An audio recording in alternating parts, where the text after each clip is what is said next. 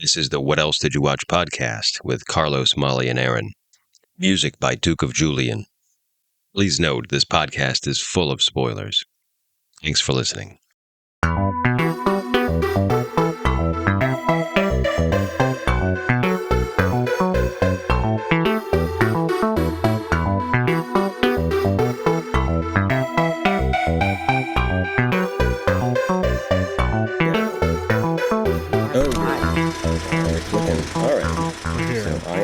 This week. Hello, everyone. Welcome to the What Else Did You Watch podcast, where we do the overthinking for you. This week's movie is Tar, or Tar, because it's from Staten. Don't laugh at my accent. I thought that was a Hungarian thing, and then whatever. Go ahead. Yeah, I think the accent was probably added later by the character.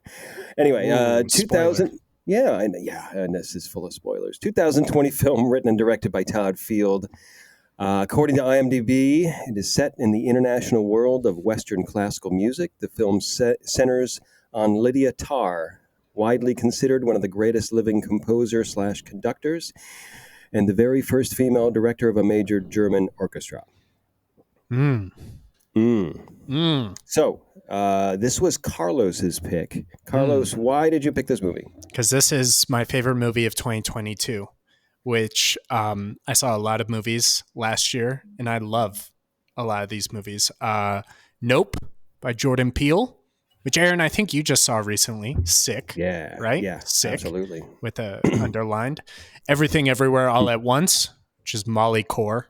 Molly, you love that movie, right? I did. Yes. And at some point, we should introduce ourselves also before we roll all the way through. I was him. I was him fine. both. I was doing two birds, one stone.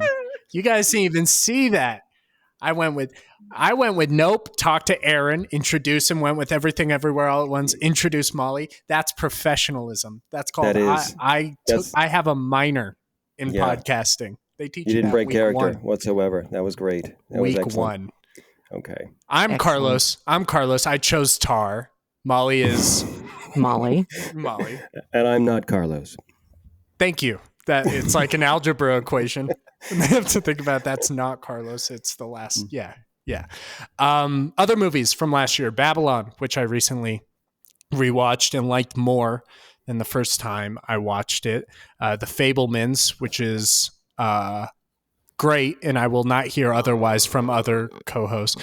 Barbarian, which is also great, and I will hear from other co-hosts. Aaron, I'm right. Aaron, yes. Barbarian.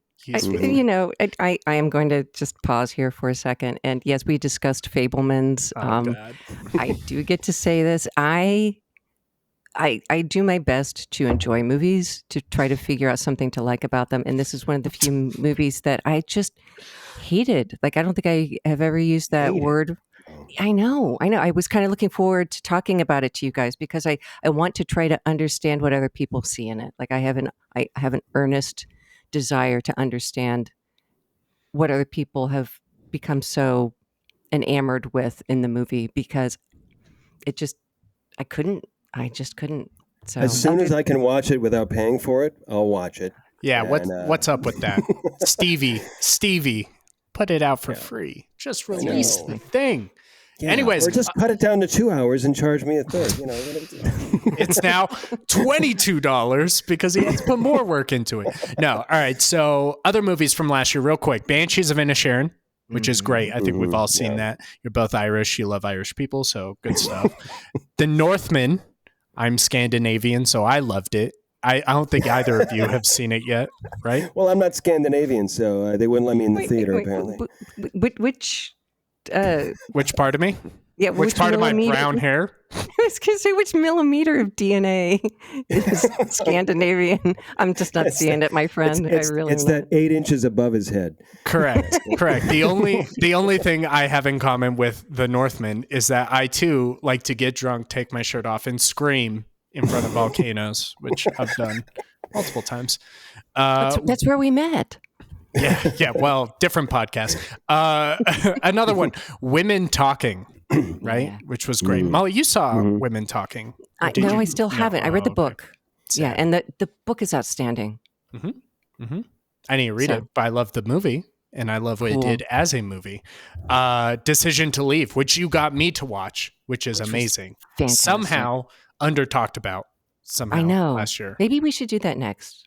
Maybe. Spoilers for the end of the episode. Maybe. I figured we probably. I was assuming you'd pick Pee-wee's Big Adventure because for the obvious, the death of Paul Rubens. Yes, correct.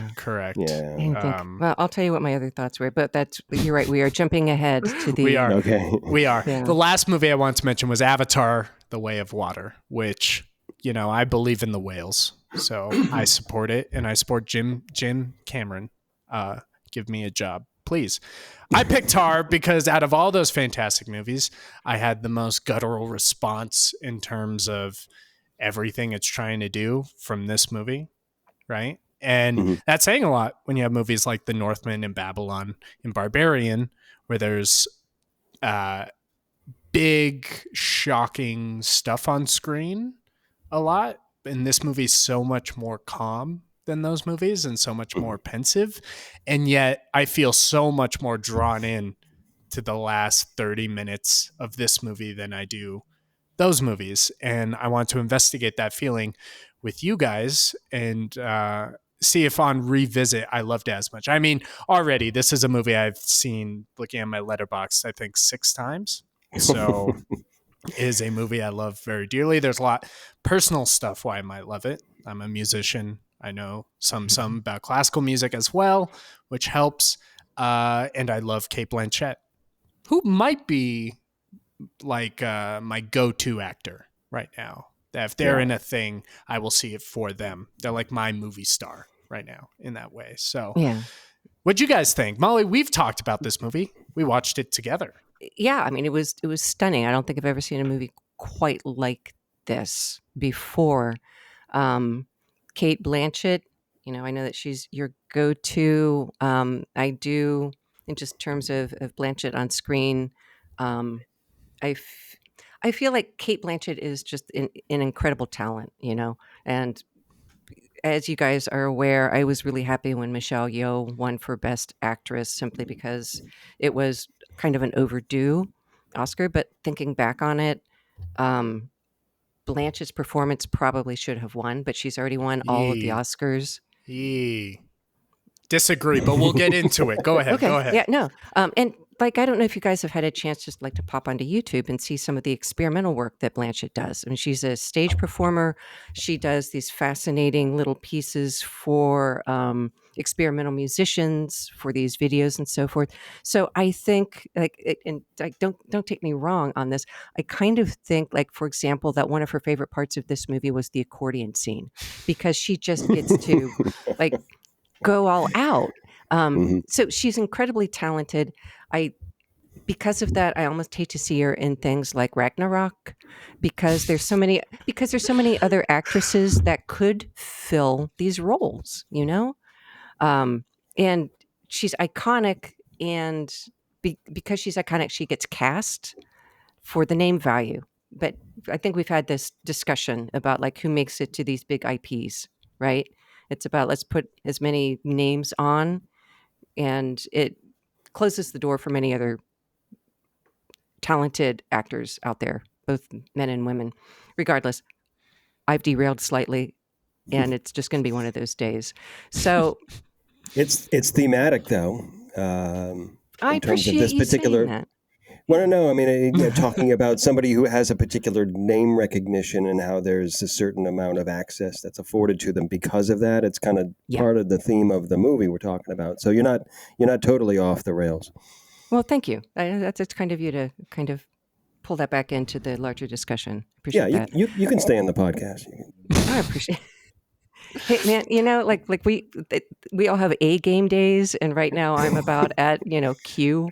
I've got a Q day going on, so I appreciate you guys helping to carry me through this. Listeners can't see it because this is an audio format, but we did start the hourglass, where if we get to the end, we just kick the person off the podcast. You were fine.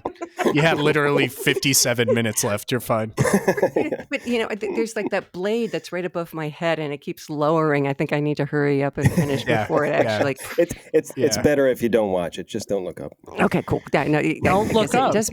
Don't look up. Another all right. Cate Yeah, Blanchett. all right. So the movie itself. So like this is definitely an inside baseball movie, right? A little bit. You know, like I can see where just the topic itself and the way that there really is no expository for what this world is and what the rules are for the world. Like that doesn't happen in this movie. But I was thinking, like Carlos, you and I have had these discussions about some of the challenges in watching something like Decision to Leave, you know, the Park Chan-wook movie, because it is so, the story itself is so heavily dependent on the culture that it's set in, that you and I talked about a couple of scenes that were like, I think that this is what is being portrayed in this, but I don't know, because I think there may be cultural references in either the words that are used or in these, you know, facial expressions or these body postures that I don't have access to, you know? Totally. So this movie in many ways requires that same type of work if you're not familiar with, you know, music and the music scene and the classical music scene in particular.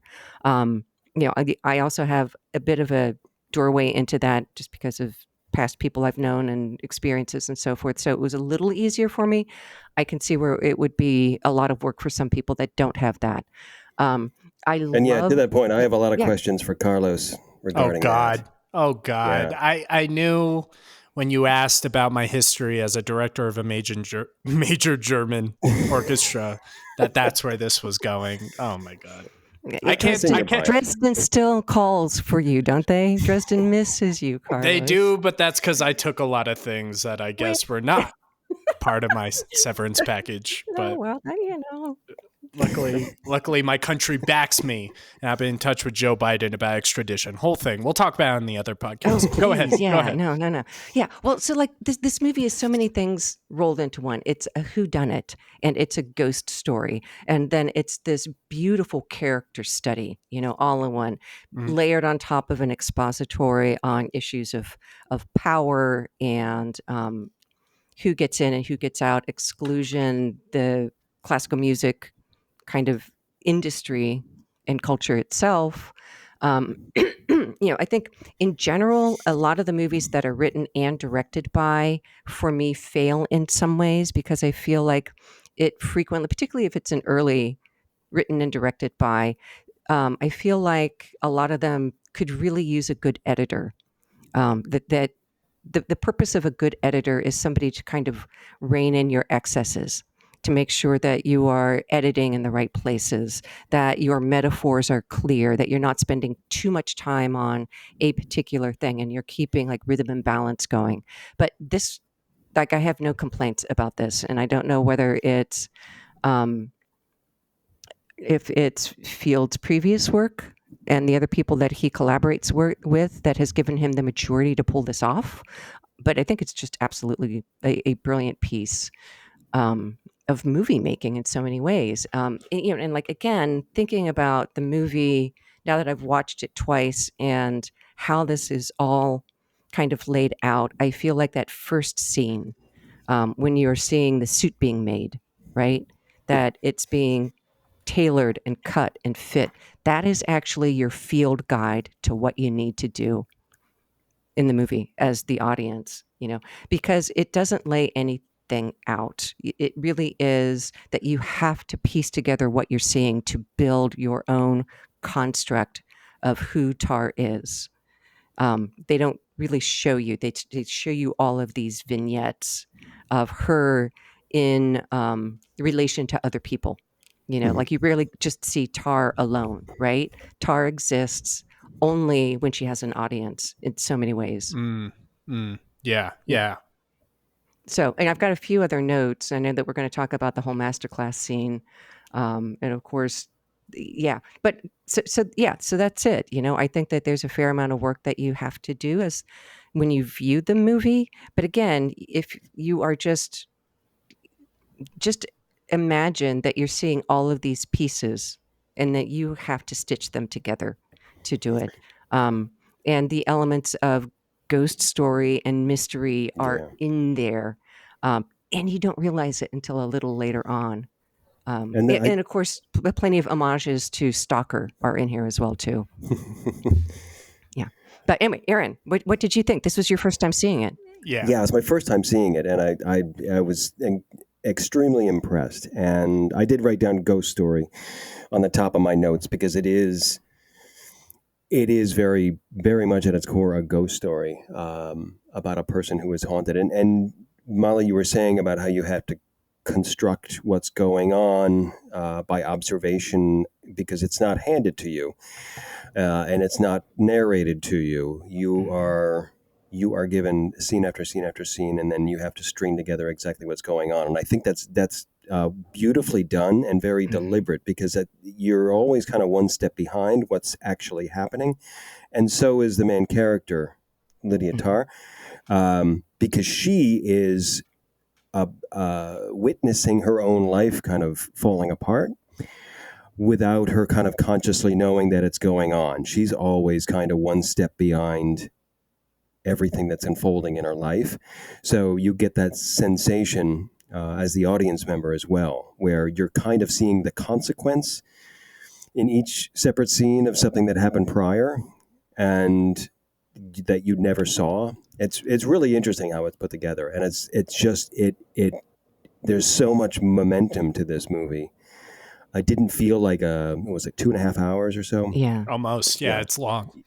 Yeah, but it did not feel that way because it grinds forward and it just kind of gets slowly faster and faster and faster until the end. And I was really impressed. And I watched it, and then I had to watch it a second time because it's a different movie the second time around, because the first time you're always on your heels. After you already know exactly what's going on, then you start to see a little bit more of the nuance of what's happening and what's unfolding. And also there's a ton of little Easter eggs and things in it that are kind of charming. It's kind of like The Sixth Sense in that way. Yeah. Yes. Strangely. Mm-hmm. It is, but it also isn't a movie that relies on some big twist. Shout out to The Sixth Sense, right? Which has a big twist. It's not a big twist movie. It's just a movie that I think it's such a fast and cold conversation that the movie has with its audience that I think the first time you have a tough time grappling with everything as it's happening. The second time you already know what's happening, so you can feel more involved with the character. And I think that's what on repeat viewings gets better, is her performance, all the little intricacies. Yeah. Well, in some ways, Tar doesn't realize everything that's happening around her either. So it's there. And in some ways, this is a slight stretch, but on the second view, you can almost see the unfolding from Tar's point of view. You know, that you are finally aware of, these were the important elements that were happening that she just kind of blustered her way through. Exactly. And it's totally a mystery to her why all of this stuff is happening in a certain way, because she's kind of realizing that the actions that she was taking that she felt was permissible, or at least at the very least that she was getting away with, were all catching up with her very rapidly. And I like they have the credits at the beginning, and I know there was a very deliberate choice to do sort of the credits in reverse and have them at the beginning of the movie. And I think it's because this is the beginning of the end of this particular person. You're watching the end of her. Interesting. Basically. And I thought it was just to get all of that out of the way. So you have no option but to be completely immersed in this massive unfolding of the story of this person, you know? And it's a long time to get through all of those credits. And then all of a sudden you are dropped in at 95 miles an hour. Yeah. Yep. Yeah. So, Absolutely. do you feel like it's fair to label Lydia Tarr as a narcissist? Fair? Accurate? I suppose it's one way of interpreting it. Did you have another term you wanted to? I feel like the term narcissist or ascribing narcissistic personality disorder to an individual is like wildly overused at this point. Correct. It's spread a little thin too. Yeah, it's starting to lose its core meaning. Yeah. Right, It's right. over-applied, yeah. Yeah. But to the point where, other than Petra and possibly maybe even Petra, everyone in her life is viewed in the terms of, how can this person affect me? Or what can I get from them? Or how can I get rid of them if I think that they're going to be a problem for me achieving my own goals? So there are strong narcissistic qualities in her interactions with everyone in her life, even her closest people.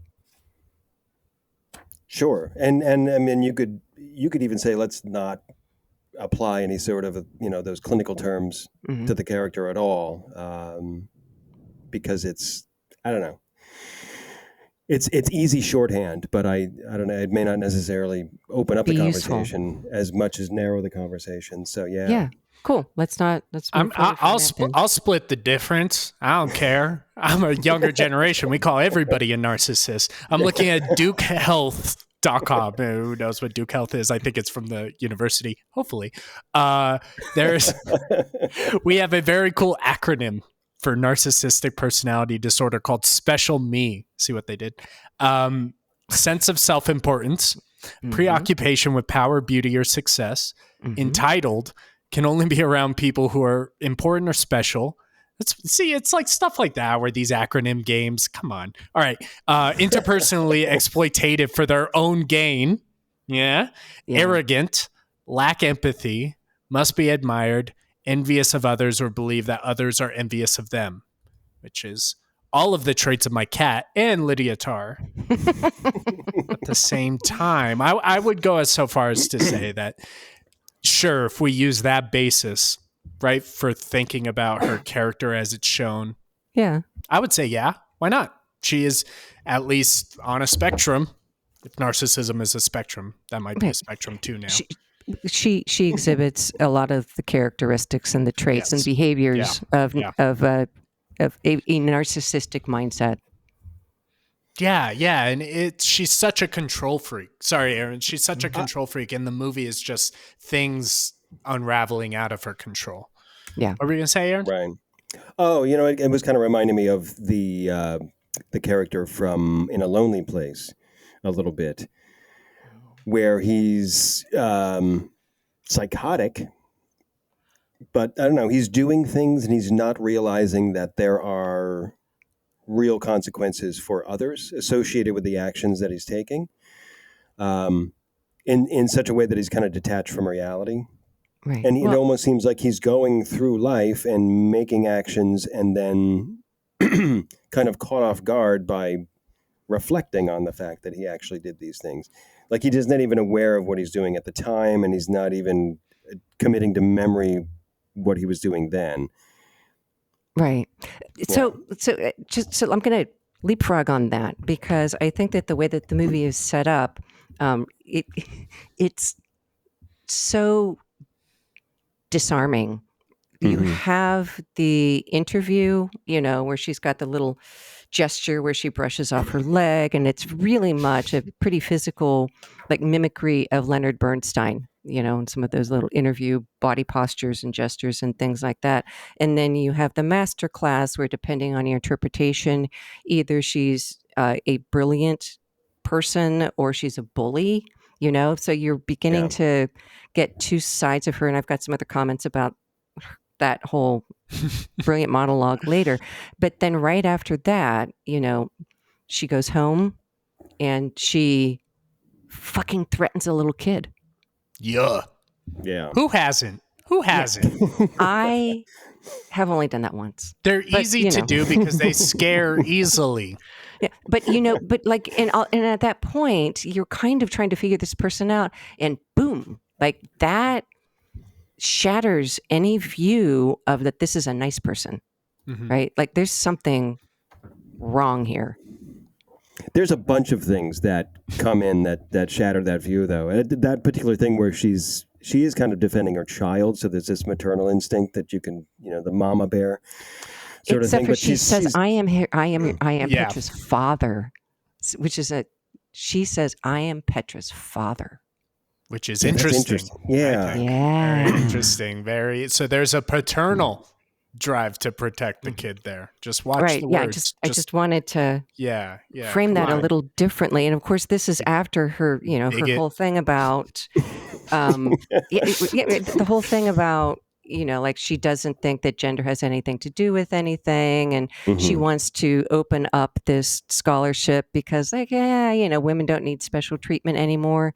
And then even though that I'm sure that she got to where she was because she was female and took advantage of all of these other programs that tried to elevate female-bodied people. In the master class, she refers to herself as a U-Haul lesbian. And yet, so she talks about issues of gender differently depending on who her audience is.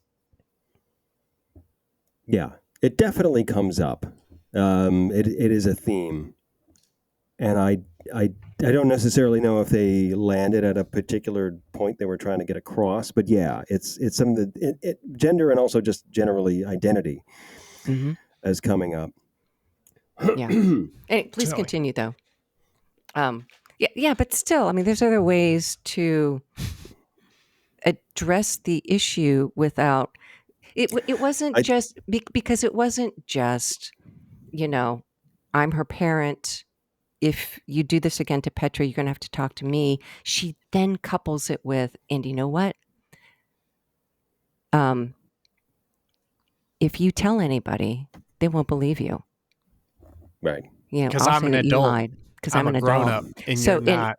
Right. Which is then, that whole, you're now skating into the whole abusive thing of, that you tell a child not to disclose to disclose bad things that you as the adult have done to them for fear of not being believed or further punishment. Right. Yeah. It's one thing to intimidate, another thing to manipulate. Yeah, you're right. Yeah.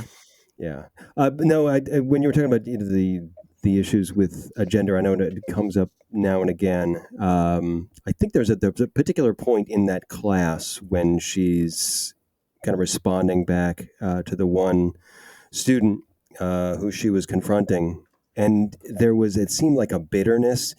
She was talking, encouraging him to have to compromise some of his particular attitudes, and there was a sense that I had of bitterness, like she was bitter that she had to compromise at some point in her past, or has continued to, and I felt that it was kind of material to that character that she wanted those students to go through the same experience she did in order for them.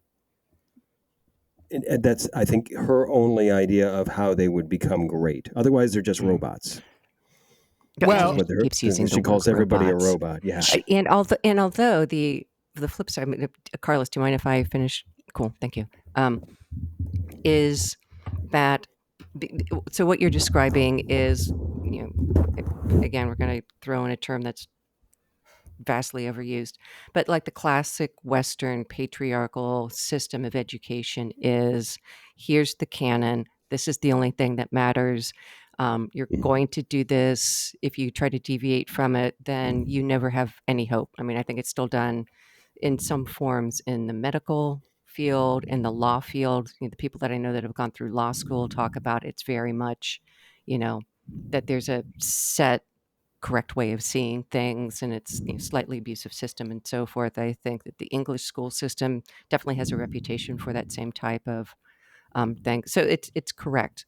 But the thing is, when you have that, you end up becoming a robot, because it is the Bach and the Beethoven, the Mahler, and yeah, that's kind of the irony of it. Yeah, right. That's exactly what I was going to say. Right, is that I think a theme of the movie is this devotion to the canon, which includes, the canon and the hierarchical structure that she came through and now is head of, right? Is that, it's just kind of part of it that we all grant special favors to people who we have sex with. And we all do the Mahler cycle. Right, because we have this Andrew Gopnik thing at the beginning, right, where we see Francesca. I guess, is that the New Yorker? Is that where Andrew Gopnik is? Is the New Yorker? Yeah. And they have like a festival every year. It's like a real thing, right? That she would have been interviewed for. And Francesca, though, is mouthing exactly what he's saying, right? And so how much of all that stuff is just marketing? Because in that, they talk about how she champions women composers of her era, right? And then in the next, well, not the exact next scene, but the next kind of movement where the masterclass scene, she is completely tearing apart a piece of music that she said sounds like strings tuning, which, to be fair, does sound like strings tuning. But part of that is this devotion to the canon, finishing the Mahler cycle, believing in the beauty of Bach, questioning the beauty of Beethoven, and then in the end turning around and saying, no, it's actually that, right? And so I think that's all baked into the movie intentionally. You know what I mean? Like, I think that's an explicit part of the text. Yeah, agreed. Yeah. And just to the strings tuning part of it, I mean, but the same type of criticism was said for decades about Indian classical music, about, classical orchestral raga, which has a very different concept of music and music theory. And it's like, it's not music. That just sounds like strings being tuned, So it's a way to, again, the canon also means that you have to exclude, but it's not just simply exclude. It is kind of demoting. It's saying that stuff is crap, which is different than saying we don't think it's the best. Yeah. No, I wrote down some stuff about part of it had to do with the conversation that they were having in that class, where the one person was saying, well, it's all the old composers, they're all these European white cis men, and those were the people who were let through. There was some sort of, I don't know, unspoken gatekeeper, I suppose, that these were the people who could be great conductors, and there were not great conductors that did not fit that particular demographic or profile. And that has kind of developed a little bit more over time, even though Tar kind of models herself off of all these white male composers. There is this kind of gatekeeper culture that is dissolving in today's world, which is good. It's a healthy thing, but I think that's something that Tar still kind of indulges in a little bit, where there is this idea that there's only so many spots for so many, quote, masters, and you have to break through to get to those individual spots. Not everybody can be great. There's only a particular handful of people that can ever be considered that, regardless of their skills. And she is now at this stage where she can be that gatekeeper and let people in and out based upon what she gets from them, basically, which is the craven. But it's still kind of it's still exploiting that older gatekeeper culture of we're only, there's people that are inside, and they're only going to let other people in that they approve of. Yeah, and it might be identity, it might be favors, whatever else, as opposed to just people being great and moving forward. Right. And just 2 comments on that. Number one, right now there is some fantastic work being done by a lot of musical historians to go back to some of the eras, the same periods as the great, romantic composers and the heirs of the great white men, and they are finding and great white men is in quotation the masters. They're the canon, right? But right. To find women composers or non-Germanic, non-European composers that were doing beautiful and excellent work at the same time. So there actually right now is an effort to try to find contemporaries that were excluded at that time and so never made it to this point. So just number one, like that work is being done on both fronts, both historically and in terms of opening up the doors to composition to current female composers and non-white composers. The other thing, William F. Buckley, so conservative pundit person back in the 70s or something like that. He was a master of rhetoric, but he was not necessarily a master of logic. And that is Tar. So if you listen to her argument, part of the argument, so she deviates, she goes from thing to thing to thing. Can you not feel the beauty in this? That's this other thing sounds like strings being tuned.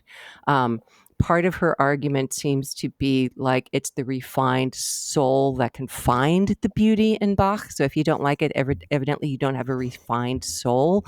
Part of her argument then deviates into, well, like if you want, like the Berlin Orchestra needs money and they're going to be playing the Mahler and the Bach and so forth just to pull in the people, which gives them dollars, and you're just going to have to do it anyway.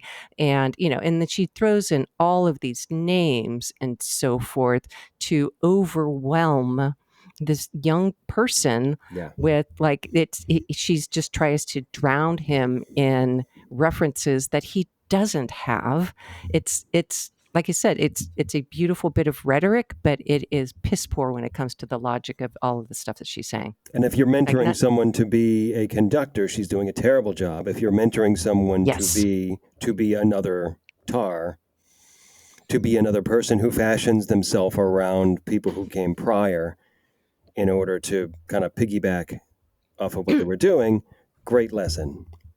Yeah, and part of that also seems to be to rise to the top, that you have to be able and willing to intimidate other people. It's about how much power, right? It's not about how good you are, but how much that you can. Yeah, go ahead, Carlos. That's the word that's been on my mind as you're talking, is that this is a movie about power, right? Like, because the movie is set in the world of classical music, but it's a movie about power, and it's a movie about I think a lot of something that anybody who's lived in our world is going to have a reference for, which is, I am a type that survives in this system. I am not necessarily more talented than other people. I'm not necessarily more unique than other people. I simply have the personality type that allows me to strive here. At least that's what I see, right, Molly? Because, you were going off, and this might be a really cruel joke, but you were like, that's a lot of rhetoric, right? But it's not a lot of logic. I was like, have you ever heard a lot of conductors talk? It's a lot of stuff where you're like, I'll take your word for it, man. Like, all right. And all of her talking with the orchestra, it's like, these are professional musicians, right? It's like, what is a conductor going to say to a bunch of musicians playing one of the biggest orchestras in the world, right? About Mahler 5's Adagietto, right? And it's like, maybe it's just my view on things, because I don't forget Visconti as she requests of her orchestra. I don't. But where it's like, they're not listening. We're not listening. Some people may look at her and be like, oh, well, she's in charge. It's kind of like it's like football coaches, who are like, man, you just got to jump higher for that one. It's like, oh, okay, I'll jump higher for the next one. Like, what are they telling them, right? It's all a bunch of bull crap. Her whole character is a bunch of bull crap, but that's what they need to survive in this world. But, well, that's what the current structure is based off of. It's bullying, that whole, right? And the argument can be made that the culture maybe can change. Like, that may not be the best way to go about shit. I think that's... Well, go ahead. Oh, yeah, that's kind of also the point, too, of where the narrative goes, is that it's kind of the old structure. And there was sort of a routine of mentoring where you give your students a lot of shit, and the rationale is, oh, well, you're going to have to take a lot of shit, and that's part of your training, is to be able to withstand other bullies that are the gatekeepers in this industry. And that's for a lot of different industries. Right. And one of the parallels that jumps into my mind is a lot of the conversations of, I suppose, the last 2 decades about the medical profession also. And it has a history of being very much a bullying type of a situation as well, too. And that, the doctors can be really emotionally and verbally abusive to the residents, and these incredible, insane hours and so forth. And it's just So you are correct. I think that it's... That's upsetting. I was just thinking the art world, but yeah. Oh, that too. Yeah. Yeah. Well, go ahead. Oh, if you were going to make a point, you were talking about just all the different gobbledygook that she's spewing out all the time. And I knew that it was extremely esoteric, and I don't know a lot of my way around that. Carlos, you studied music, and you were a trained conductor at the finest college in Annandale, New York. It's no longer open. Don't ask for the name. They still send me fundraising letters. That's just me. Siphoning. Right. Go ahead. I was wondering how much of this actually communicated with you. Is it still esoteric to you? Was it so deliberately esoteric that you just, even for somebody who kind of knows what they're talking about, at least 100 times more than I do? Well, I grew up as not a classical musician. Then when I was older, was put into a system. I was put into a classical musician. I was put into a classical music pedagogy, and to go from doing things like watching Eric Clapton videos and just trying to do that to like listening to somebody wax poetic about, I don't know, a lesser known Tchaikovsky symphony, right? And it just sounds like parroted stuff. Maybe I am just very, very skeptic and skeptical, and I'm very this movie brought me back to listening to people say things where I'm like, that's like just your opinion, man, to quote a great movie, right? Where I'm just like, what are you talking about, right? Where it's like, does any of that really matter? And that's why I love that it's a lot of words she's spewing to really just show her character and show the dynamics between the characters, right? Like Molly, I think you're exactly right. Yeah, she just waterfalls information onto victims basically, and just kind of like paralyzes them, where they're like, all right, fine, I'll listen and like Bach just because like you'll get off my back, and I could see another personality type in that student that she talks to in the masterclass who just from the beginning is going to be like, yeah, I'm not doing this, I'm not going to listen to you. Yeah, but I think you're absolutely right. It is a ton of opinion presented as fact. Yeah. And right. And Aaron, you are right. Also, a true mentor would be like, okay, I get where you're coming from. Let's listen to this passage. Let me point out to you what I can feel in this that maybe you're not able to see. Lead someone to that path of at least understanding why other people like it. They don't have to agree with you, but that's different than doing that bombastic, well, only people with refined spirits will understand the beauty. And if you can't understand the beauty, then maybe you're not refined enough for this job. Right. Not encouraging people to get better, but to tell them to do what you say because you're better than them. Yes. Yeah. And there's a pessimistic view that is what that top echelon is, right? You're performing the same music that's been performed ad nauseum for at least 200 years, some cases 300 years. Like Mahler, how many times has Mahler 5 been recorded? Like 100? A zillion? 110? Yeah. Like we don't need any more of that. Yeah. It's okay. But the same thing, you can lift and shift that to the world of literary criticism as well, too. Sure. Or like film. Or film.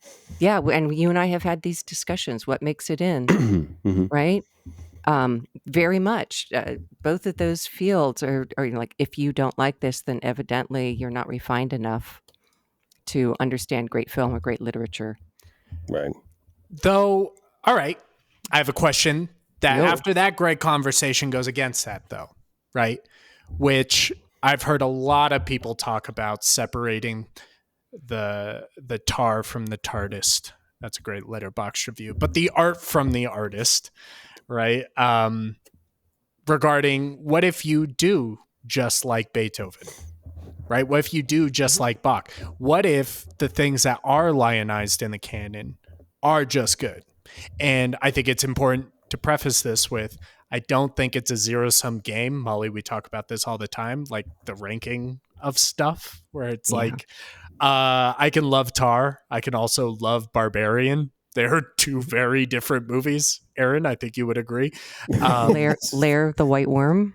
Or Lair of the White Worm, or Vampire's Kiss, or, something that's less, though that's probably part of the canon now or whatever. But, like an artist I think of all the time in the film world in terms of this could also just be great, but also it could not, is Stanley Kubrick, right? Stanley Kubrick is known, at least in the film canon, as the guy with no misses, right? It's just like, how is this guy so good? Plenty of people watch 2001 and they're like, I think it's boring. I think all of his movies are boring. I think they're all cold. I don't really know what they're about most of the time. And same with Beethoven. Why is it that a kid who was born in 2004 is going to understand Beethoven emotionally within themselves at all, right? And a great mentor. Not without some help. Really, at this point, not without some help. Yeah. But I was just going to say, per your guys' points, a great mentor would help to try and explore either Beethoven or explore what that student is interested in, right? And what the future is going to be. But Tar does not care about that. They only can exist within the canon as it is, within the patriarchy or hierarchy as it is, because that's what they've been built to survive. And I think that's actually hinted at throughout the movie with the other characters as well, by the way, right? Like, we need to dig a little bit more into this movie plot wise, but her partner Sharon says, like, I know the kind of person you are, i.e. like, I know you'd probably cheat on me, but it'd be fine because I'm somebody who's going to be with Tar, right? Or something. That when they got together early on during Lydia's stay with what's in the movie Berlin, right? But whatever, Berlin. They talked about the politics of it all. How does she get to the top, right? Right. Like What are the politics? What are the moves? Sharon was part of the team. There were a lot of, yes. And if you notice that, and we're going to get kind of sideways back into the plot a little bit, but I don't know that Tar is as brilliant as Tar presents herself to be, because throughout the entire movie, she always has at least two people, and she gets confused and she's marking up her score, and somebody will make a comment, and then she looks to the person on the left and says, "Is that right?" And asks the person, on the right of her, "What do you think?" And then she goes by their decision. So she is always pulling the opinions of other people around her, and then she goes with what these more experienced people are hearing and the decisions that they make about it. And she's like, okay, and then like that's what she goes with. It's a really interesting how often that she reaches out to get other people's opinions on these kind of more problematic areas of the score, and then just incorporates that and presents it as if it is her own idea. So there's just so much of that happens. And we're going to talk about the other characters. Just an absolute shout out to all of the other female leads in this movie. Every character was performed incredibly well. The actor who played Sharon in particular, Nina Haas. Nina Haas, thank you, is Cate Blanchett caliber. Like, there's one scene, for example, when Olga has made it to the drama, and Tar is conducting, practicing the entire orchestra, and she says something that is this little bit of a flirtation with Olga, and there's this minute series of facial expressions on Sharon's face, just tiny, just like eyebrows up, and then the eyebrows go back down, and she tilts her head, and you can tell that she knows that her partner is flirting with this new cellist. Incredible. It's just this few flashes of facial expression changes, and I appreciate the fact that the director was willing to go with such minimal expression. He trusts the audience. He trusts the actors. And again, this is a movie that you need to pay attention to. I mean, kind of hate the phrase lean in, but that you have to participate almost on a human to human level more. Like none of this stuff gets telegraphed. You have to be there as if that you were sitting in the room and were watching this unfold. And these are, real subtle, tiny movements, and you have to read all the body language of everything that's going on in there. It's a marvelous experience. Yeah, the horses were whipped and nobody has the reins on this. It just kind of barrels ahead. It's great. Yeah. On that, why don't we discuss the filmmaking team? Right? Do it. Todd Field. You guys familiar with his work? No. All right. Well, he did Little Children in 2006, In the Bedroom in 2001, and then nothing else until this from directing and writing. And this was not one of those cases where he's been trying to get Tar made for 15 years or 16 years, whatever it was. Just happened during COVID. I think the studio that made it just contacted him and said, hey, we have Dresden if you want to make something in the classical music world. He has no interest in the classical music world. So he worked with a person named John Massetti. Hope I'm pronouncing that correctly, but who is a very acclaimed classical musician and figurehead to get some of that inside baseball stuff that you were talking about. And also maybe some of the believability of Tar as a person, as a character, things they would say, yada, yada, yada. On that point, Cate Blanchett and Todd Field had tried making something for years, and it just never got financed. And I guess part of this movie was, I will do it if Cate does it. If not, I'm not going to do it. And I guess initially she couldn't do it because of scheduling conflicts or something. I don't know. There's some story going around that when her agent told him that on the phone, he was driving, he gets into a car accident, and the agent feels so bad that she gives the script to Cate, who then says, I am absolutely doing it, and we'll figure out how to do it because this is awesome and this is great and I want to do it. Todd Field, though, I think most famously played Nick Nightingale in Eyes Wide Shut, which I saw last weekend. So he was right on my mind, just 30 years younger or whatever. You guys like Eyes Wide Shut, or just talking Kubrick? You don't like it? Bad take. Bad take. I have never seen it. I have an allergic reaction to Tom Cruise. You might love the movie then. I'm just going to put that out there. You might really enjoy the movie. I don't think so. It's hives, man. It is just like head to toe hives. I'll let you live in the darkness. Aaron, do you like Eyes Wide Shut? You know what? I actually have not seen that one, and you guys are small. I don't know. Yeah. Well, wait. Why did you say my name there? They're both of us. Get this man. It does not. I don't know. It does not attract me. Other than the name Kubrick, I am not attracted to see this movie. It doesn't. Sad. But I should. I think you would love it, yeah. Molly. I think you would love it because you don't like Tom Cruise, and that's all I'll say about the plot. All right, cinematographer on Tar, the movie we're actually talking about, is Florian Hofmeister, who did Antlers 2021. Aaron, did you see Antlers? Molly, I don't think Antlers would have been something you would have saw. No. I might. Wait a minute. Is it a TV show? No. No, I haven't seen it. Okay, yeah. He also did a movie called Official Secrets by Gavin Hood in 2019. Other than that, nothing crazy in note, though screenplay was by Todd Field. Todd Field was nominated for screenplay in everything you can be nominated for writing and screenplay for this movie last year, basically, which is incredible. Molly? Mm-hmm. Oop, Molly, you're... Yep, sorry about that. No, I think that the movie earned 242 nominations. Yeah, we have the different. Yeah, we have the notes here at the bottom for that. Aaron, any notes on that? Insane screenplay. Really, really well done. Just amazing. Yeah, just an excellent piece of work on the screenplay, on the directing, the acting, and the sound editing. Mm-hmm. Because this movie is so occupied with sound, the art direction in this, all little places that they find that seem like little labyrinths that she has to go through, and I'm blown away technically by what happens in this movie. Yeah, the sound design was incredible. I read a note here in researching the movie that it starts in a mono mix and eventually gets wider and wider as the movie goes on. Really? Oh, interesting. I watched it on my iPhone with one broken earbud, so I don't know. It all came in mono. On a bus.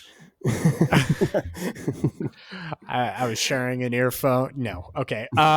Speaking of sound, music was by, and I'm sorry for mispronouncing this, Hildur Guðnadóttir, who I know as the composer of the music for Joker, which was quite a talking point a few years ago. They also did Chernobyl, which I thought had a good score. Yes, very good score. Great score. They also did the score to Women Talking last year, which also had a good score. Very moving music. Edited by Monica Villi. I think she's German, so I'm going to go with Villi and not Willie. Worked with Michael Haneke a lot. Movies like The Piano Teacher is probably his most famous one. Amour, he was pretty big in 2012. Funny Games is another famous one by Michael Haneke. Do you guys know that filmmaker? No. Yeah, very red. All those movies are very loved. We should probably check one out in this chat. Monica Villi, though, her work on this movie, incredible. The editing was the biggest thing I took away from this last watch for this chat. Was like, man, there are no cross dissolves. They cut over and over and over. And Molly, when you were talking about the making of the suit, I think that whole sequence, I love to think about this phrase when thinking about movies, teaches you how to watch the movie, as in this is the style that we are employing in this movie to tell the story. And I think that's all done in the edit and the sound design all throughout that whole thing, right? Because in sound design, we also have to ask in editing, what are we listening to and when, right? Like what is audible, what isn't, what does it sound like, right? All these things play into a sequence, and that whole intro with the Gopnik thing over the top, it's just incredible. Yeah. The first 30 minutes of this movie are lightning. It is just amazing. Would you guys say that? I mean, do you love the opening as much as I do? I think it's... Yeah. And I think they use a lot of things that are very practical, that people are very used to learning about people. There's a classroom. There is a symposium. There's watching somebody make a suit, which is maybe something you want to pull up on a YouTube video or something. So I don't know. It's kind of familiar sort of venues for learning something or absorbing something or having something conveyed to you. And also there's the cell phone, which has kind of the live feed, and they're texting over the top of it, which I thought was really a great thing to employ. And you don't know exactly what the conversation is, but that is a very familiar way of receiving and transmitting information, is over a video call, over text. And it's a lot of that repetition of things that are generally a little bit more modes of communication, and then later on in the movie you have a lot more just kind of solitary, where things aren't being mediated and aren't being conducted in a way that communicate deliberately. And that opening scene with the cell phone and the text and her sleeping, it's atemporal.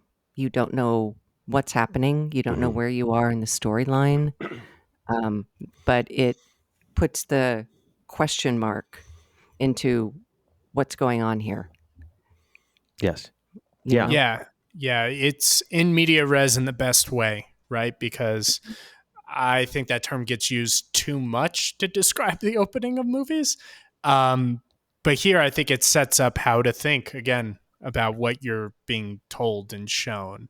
Because on second watch, I still hold this, that is told out of sequence, in that she is sleeping on the private jet with Olga, right? Correct. Did we all get that reading? Because I've heard people disagree on that, and I'm like, do you think she just like wears that hat every time? Why would she wear the hat in the movie when she comes home? You know what I mean? The Rangers hat? Yes. Oh, you like that? You like that? You're a Rangers fan?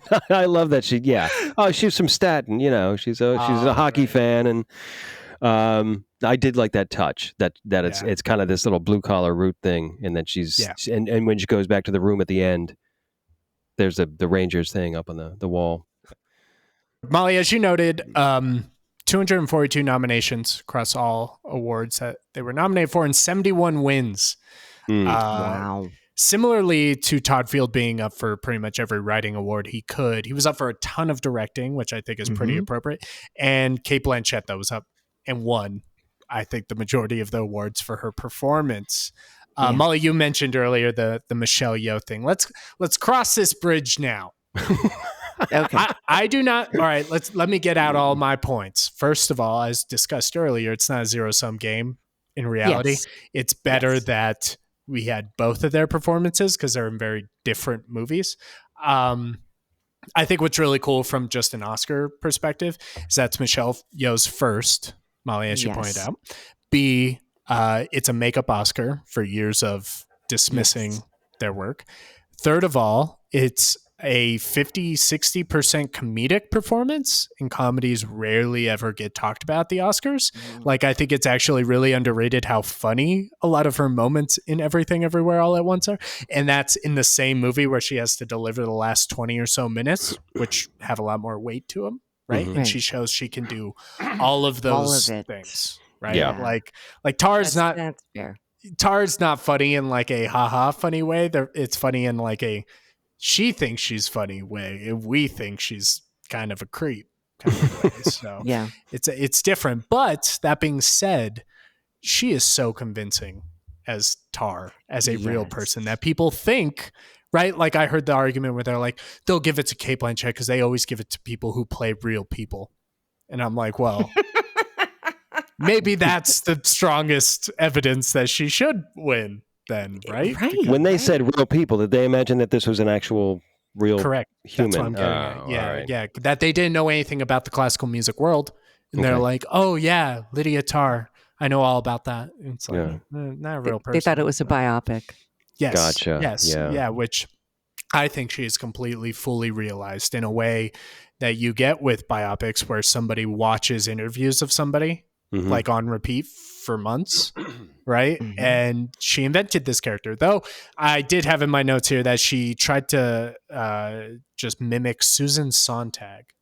I listened to a little bit of, and I'm like, huh, okay, I get it. I hear it a little bit. The character, sort of. Yeah, the character itself, she is mimicking other people, and she's very deliberate about how she delivers lines. Not Cate Blanchett, but the character is very deliberate about how they communicate. There's a funny scene where she's in the bathroom and there's NPR on in the bathroom in the background, and she's listening to the cadence of how they're reading things out, and she's mimicking it. It's really kind of a cool scene. She just in terms of her hypersensitivity to noise and also her hyper precision with how she delivers things and how the tone comes out. Right. Yeah. So, I mean, the other one that kind of jumped out to me also is when they're talking about what the album cover is going to look like. And they have all of these examples. And then she says, well, how about if we loosen it up a bit? And then takes on this incredibly uncomfortable pose of her with the score, you know, which is based off of another famous album cover. There was another Bernstein cover that she's mimicking as well, too. And she did it in front of the mirror at home ahead of time. It's great. Let's try something less considered. Let's do this thing I've considered deeply. Yes. Yeah. A couple other fun facts I wanted to throw out here for you guys. The film became the fourth film in history to be named the best of the year by the New York Film Critics Circle, the Los Angeles Film Critics Association, the London Film Critics Circle, as well as the National Society of Film Critics. Don't know who came up with that stat, but nice. Okay. Did it tell us what the other three were? No, I did not. I also want to mention that was named Barbarian's not on that list because that's the same year. Yes, exactly. Yeah. Better luck. Yeah. No, the other one was Eyes Wide Shut. So you guys really want to see that? No, I don't know. It was named the year's best film by more critics than any other film released in 2022. Now, how they came up with that, no idea. But maybe it's because of these official critics things, right? Maybe, possibly. That is all to just say that this movie was very much loved last year. Yeah. And it won no Oscars, and it did not do amazing at the box office, which makes sense, but it's a $25 million movie. And I think that in and of itself is a huge achievement to be like, hey, $50 million studio comedy. How are you worth, or how did you charge $50 million to make this versus he did this in a cave with a box of scraps, and Cate Blanchett, of course, and the Dresden Philharmonic. Shout out them. Aaron, I have a question for you. Okay. When she's running in the park and she hears the screams, did you notice that they were from the Blair Witch Project's climax? Did you notice that?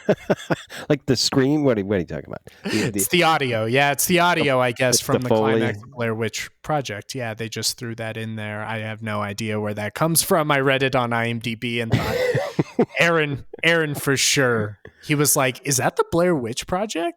I know that screaming. I know that screaming. Last fun fact. Cate Blanchett and Julie. I'm sommelier of screaming, apparently. That's literally what your LinkedIn says. Stop lying on the pod. We talked about this.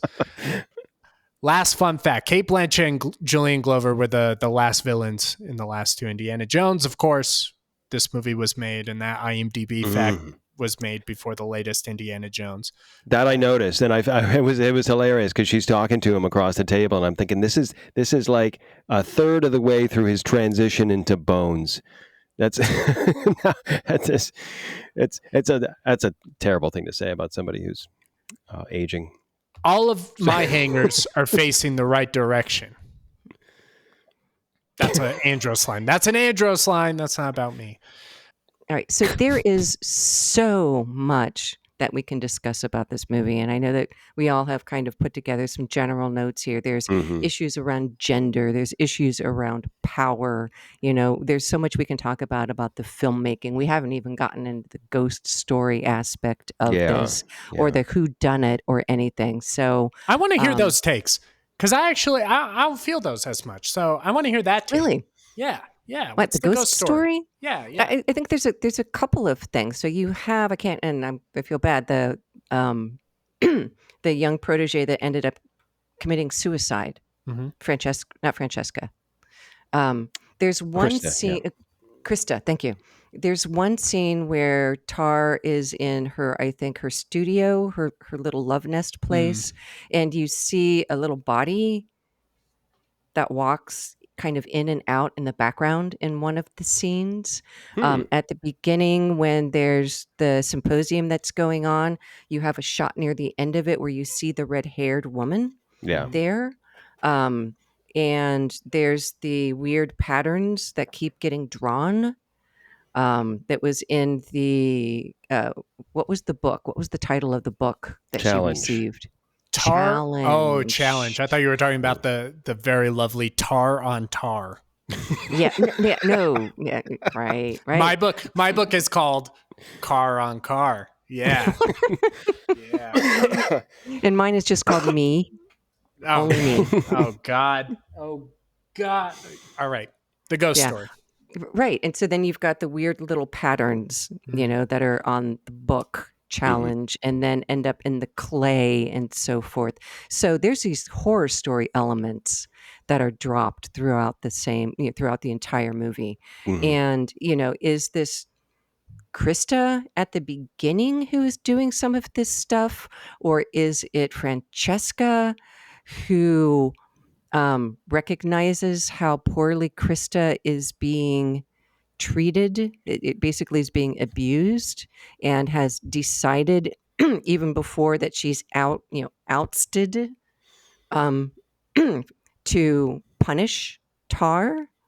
There's all of these things that are going, obviously at the end that there's an agreement that's going on between Olga and Francesca to completely screw with Tar and to set up those dominoes for her ultimate failing. Who knows? Maybe Olga.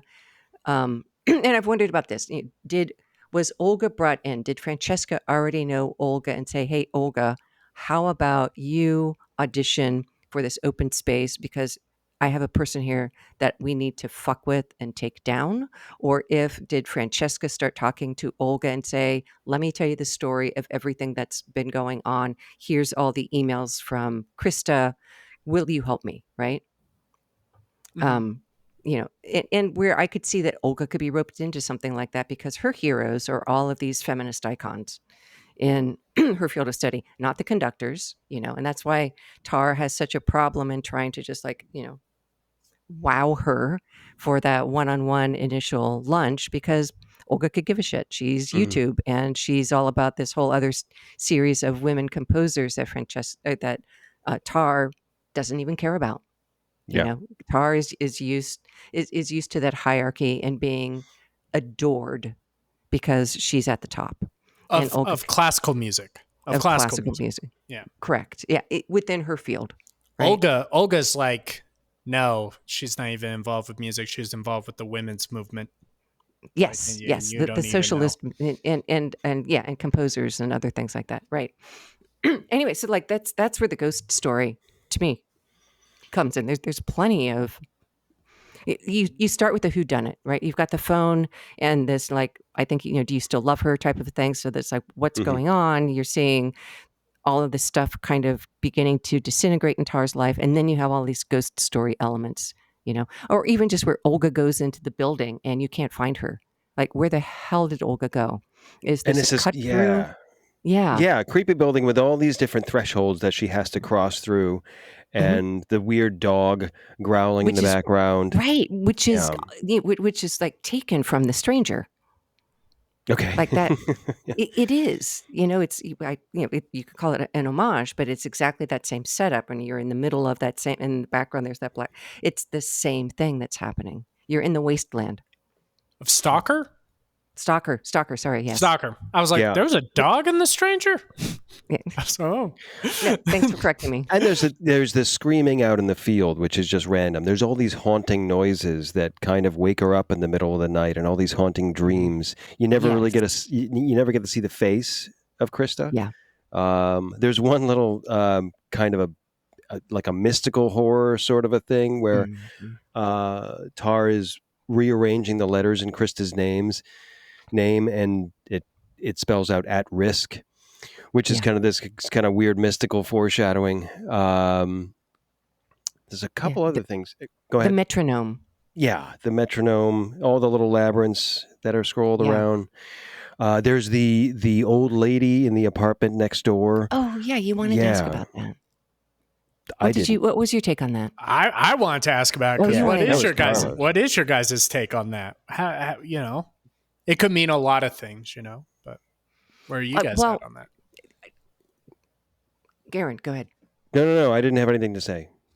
Well, I mean, because it touches on everything. I don't know. To me, it touches on absolutely everything that is anathema to Tar. It is everything that she has desperately tried to not become. It's the poverty. It is the dependency on family. It's being naked. It's being female. It is being at a point in life where you're completely out of control, right? Yeah. The old mother has lost all control. And those are all of the things. This is the literal embodiment of Tar's terror landscape, everything that she has tried not to be. Everything that she's tried to avoid in her life, and then later on you get to see where she came from. And it's like that pushed even more pieces together. You're building more of the suit of what Tar is. Yeah. Right. Yeah. So in the fact that she is just so freaked out that she literally has to strip down and wash, like as if poverty and lack of control and naked femaleness is contagious. She has that visceral response to it. That's, she's terrified. Yeah. And it is this big omen in the middle of the movie. It's not, it does not do anything specifically for the plot. It is all about tone.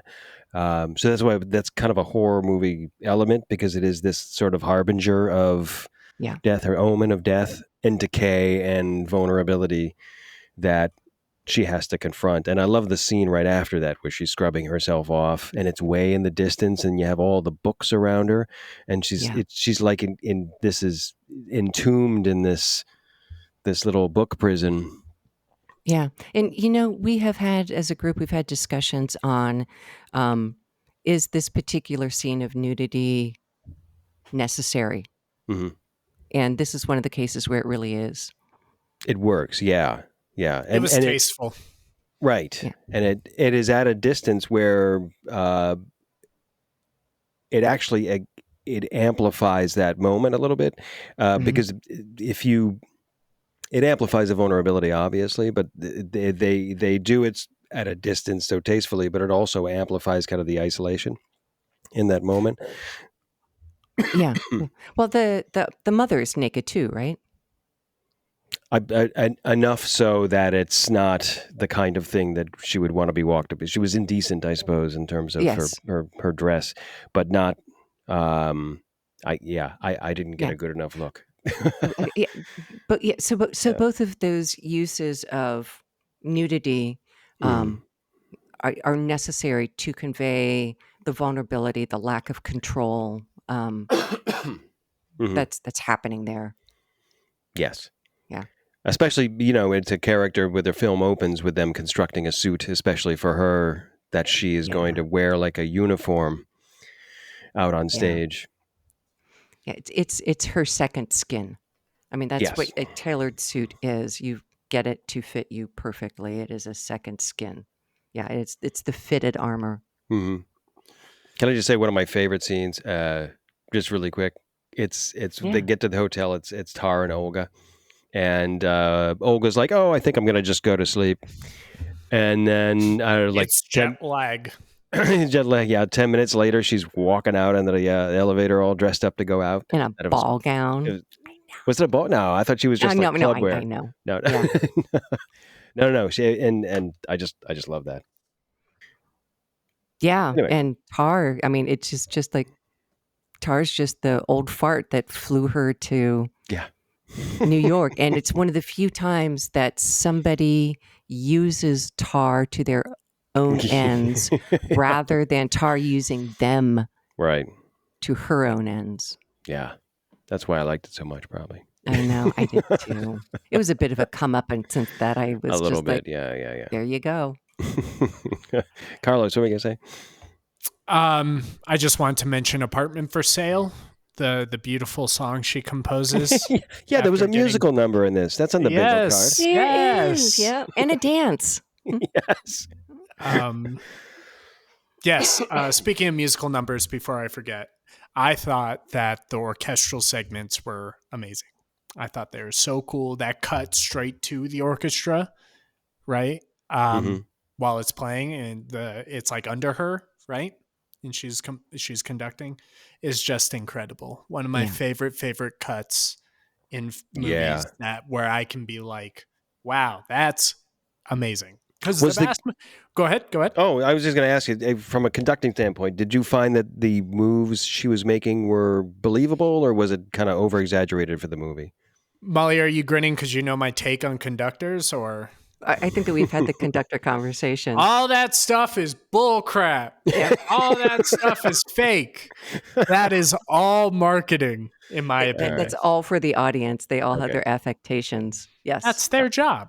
That's their gig, What I find poetic and possibly not unintentional is that Mahler famously was a very animated and screaming conductor. And to be doing Mahler 5 in Berlin is just fantastic for her to be doing these faces and this stuff, right? And she's the other question I did one other question. At the end scene where she bursts in and tries to shove the other conductor off the podium, one of the French horn player, whoever it was, he makes a little mark on the musical notation. It's like a little T. Does that mean anything? Is that a musical note now? I'm sure that is for marking the score if you're in the orchestra, but I don't know exactly what that means. I think sometimes it means this is where you cut, but I don't know. Yeah. So that's a bit of the inside baseball that I'm not familiar with. I'm gonna have to look that one up.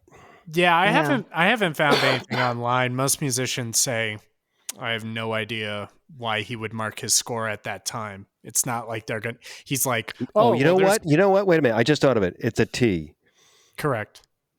Yeah. So my, I thought it was like a particular kind of like a specific musical notation that you might mark up your score with. Yeah. I thought it, like a line with like a slanty line through it, and that meant, pause or break or something. But no, I think maybe it was a T. That was when Tar busted through. I don't know. Yeah, that was my reading, is that he's placing in history the time when Tar tackled Jeremy Strong. Okay, yeah, that makes sense. Right. Well, that answers my question then. Just quickly, Jeremy Strong. Amazing to see him not be in some big genre thing. He's just like a dude. He's not a supervillain. Exactly. He's always playing guys where he gets to use his teeth. You know what I mean? Like, he's got those teeth where you're like, dog, are you going to like bite me? And he plays the opposite of that in this. He's so, I guess I called him meek. He's not really meek, but compared to Tar, he's soft. Meek is good. Softer. Meek is good. He's muley. He's a little muley. He's obsequious.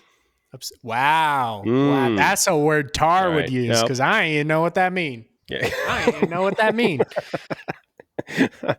I'm done. No. You got the word. Molly wins the podcast. Yeah. Well, thank you everybody for tuning in. No. Another thing, the trip home. What do we think of Linda Tar with 2 R's and no accent marks home? I paused the movie so I could try and see if for sure her last name is Tarr. And I think it does read as Tarr on her certificates in the back. Tar is a complete fabrication. That's why I love when people are like, I'm not going to watch that movie. Look how pretentious it looks. I'm like, yeah, that's like part of the text. Like, it's in the movie where they're like, she made that up. And we finally get to part of the podcast where I get to ask Aaron a question about his experience artistically. What was it like playing her brother?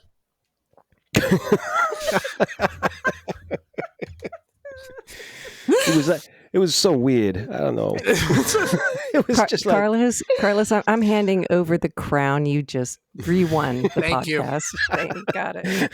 The moment I saw that guy, long live the king. No, Aaron. Aaron. Oh, hey, Linda. Yeah, Ma said you'd be coming back. I guess you up to something. I don't know. We don't know where you've been. Was that believable as a Northeast affectation? Molly, you can drop in on that one too. Yeah, the voice. How was that guy? I think that guy is amazing. Comes in. The voice, doesn't make eye contact. Just says what needs to be said, and he's just looking at the mail, and he wanders into the next room, still talking. It's perfect. It's great. Yeah. It's none of my business. Heard you were molesting kids or something. I don't know. Your mail's here. Yeah, there's a casserole in the fridge. Yeah, already defeated by life. Like, this is just another. It looks like the limb and that old tree just fell on the car. Guess we're gonna have to take care of that too. Oh, they're from Staten. Come on. Yeah, it's fair enough. I love that she is standing at the top of the stairs with her hands on her hips like Obi-Wan Kenobi at the end of Revenge of the Sith, where he's just coming out and he's like ready to fight, and she's just standing up there and he's like, yeah, anyways, Ma said you'd be here. And he just like walks away. And then it immediately, he says, I don't think you know who you are. Now I'm getting into a Boston thing, so I'm going to stop. I don't think you know who you are, and I don't think you know where you're going, right? Which is actually, because other than just being like, oh, it's really fun, you're like, why is this in the movie, right? Like, why is this interaction here? From that shot, after that line, it cuts directly to Malaysia? Philippines. Philippines? Yeah. So, but I think, and of course the brother seems like already defeated by life. But probably exhausted by Linda Tarr / Lydia Tarr. There's probably a lot of conversations that have happened between the two of them, and he's just given up. Yeah. And she goes home, and he's the only person who actually knows her. Yeah. And so those two lines, that's the purpose of those two lines. Family knows you. You know, she worked so hard to get away from all of that. And it's the only person that understands that entire story and who this person really is and has been since they were 16 and fell in love with Bernstein. And also that house.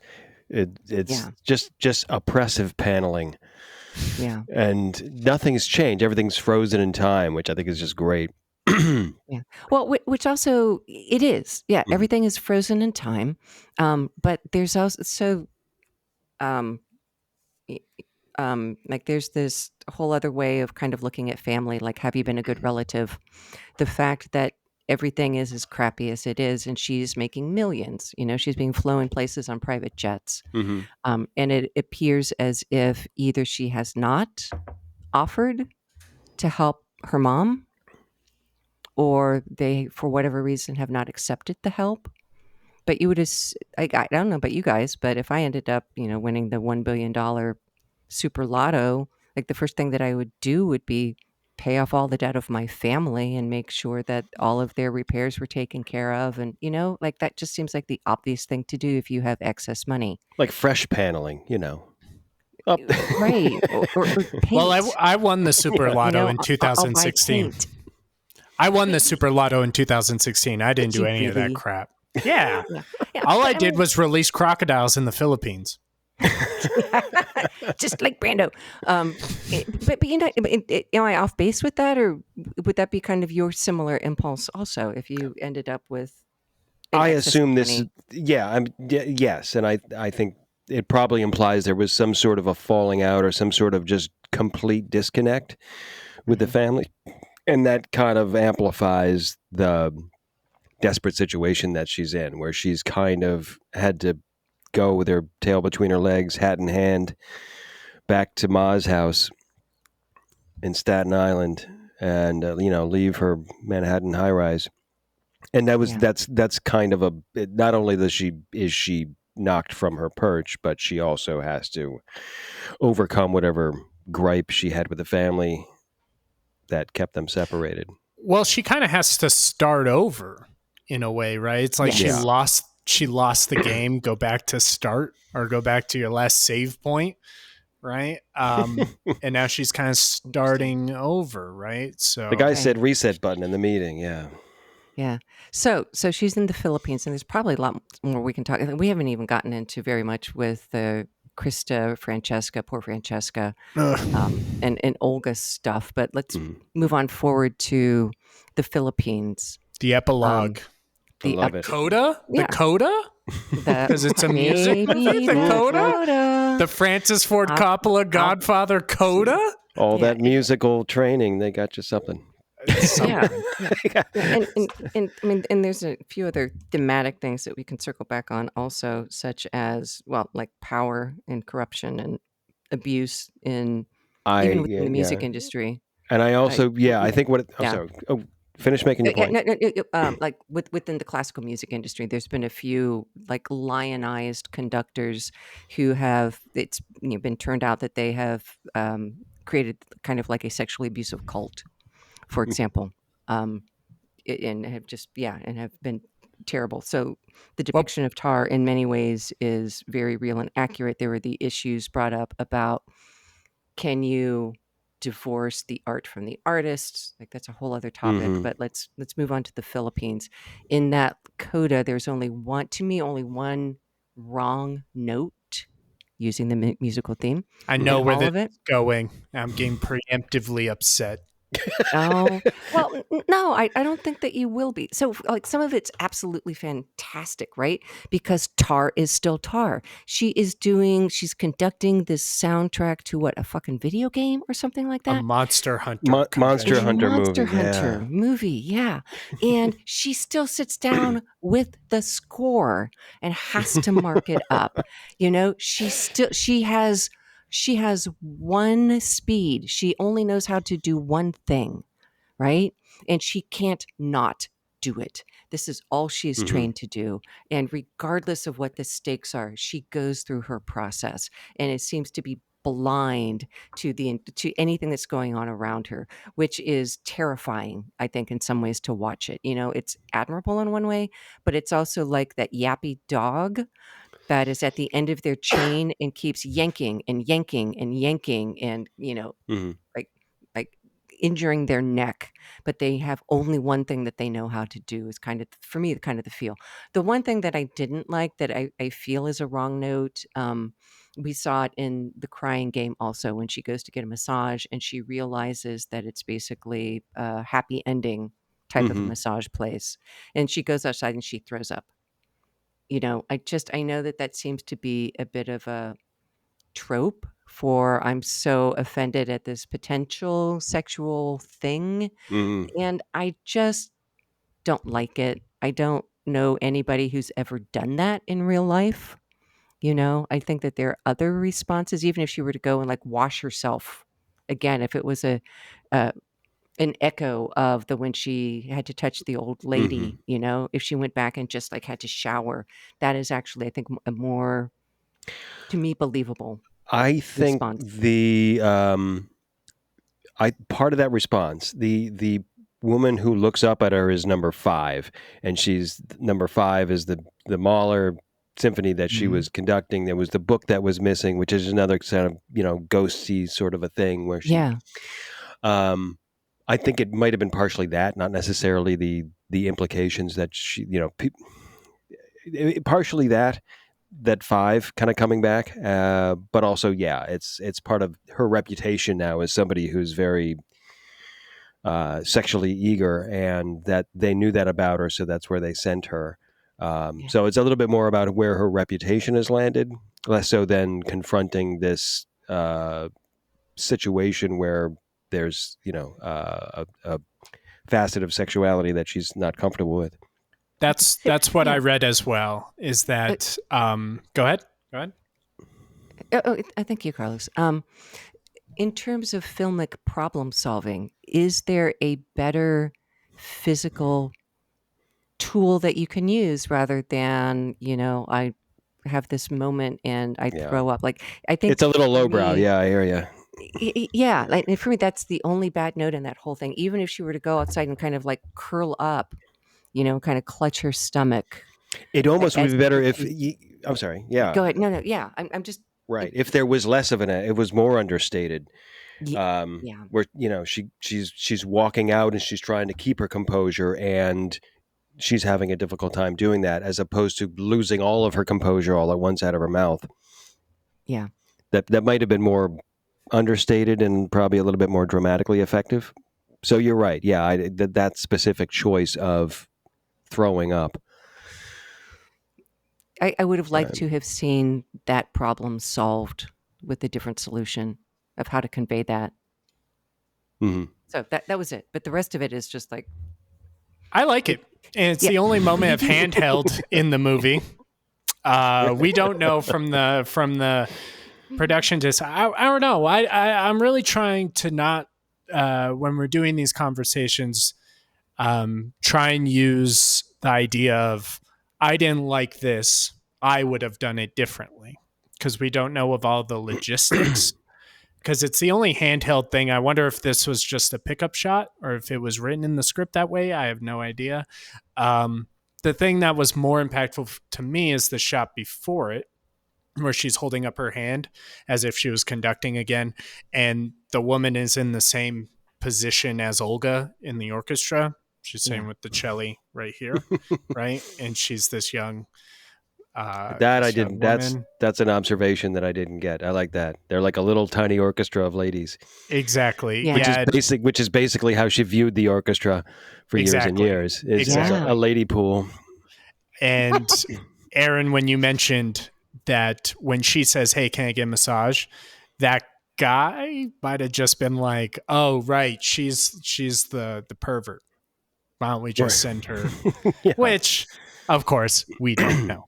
And I don't know. That was probably a crass joke, but the point still being that like they just like she's conducting a youth orchestra as well during the whole thing, right? Those are all like kids. Those aren't Yes. older professionals. And then they're like, here's these two teenagers. They'll show you around. I'm like, you know what she was like, what happened there, right? But I guess crocodiles survive. So, you know. But and then it all culminates, Molly, you were talking about the epilogue or the coda. It all culminates in a big joke that she is in her own little professional purgatory where Aaron, did you understand when she put on the headphones before she conducted what was going on there? Is that the click track?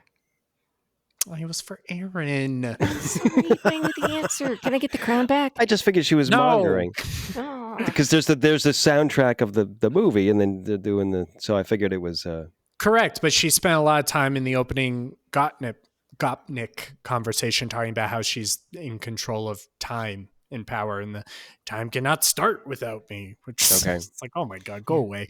But with a click track, she is not told when to start. She's not told when to end. She doesn't get told when to speed up. That's okay. Or sorry, she is told all of those things. She doesn't conduct. She's given the prompts and she has to follow them. So she's a robot.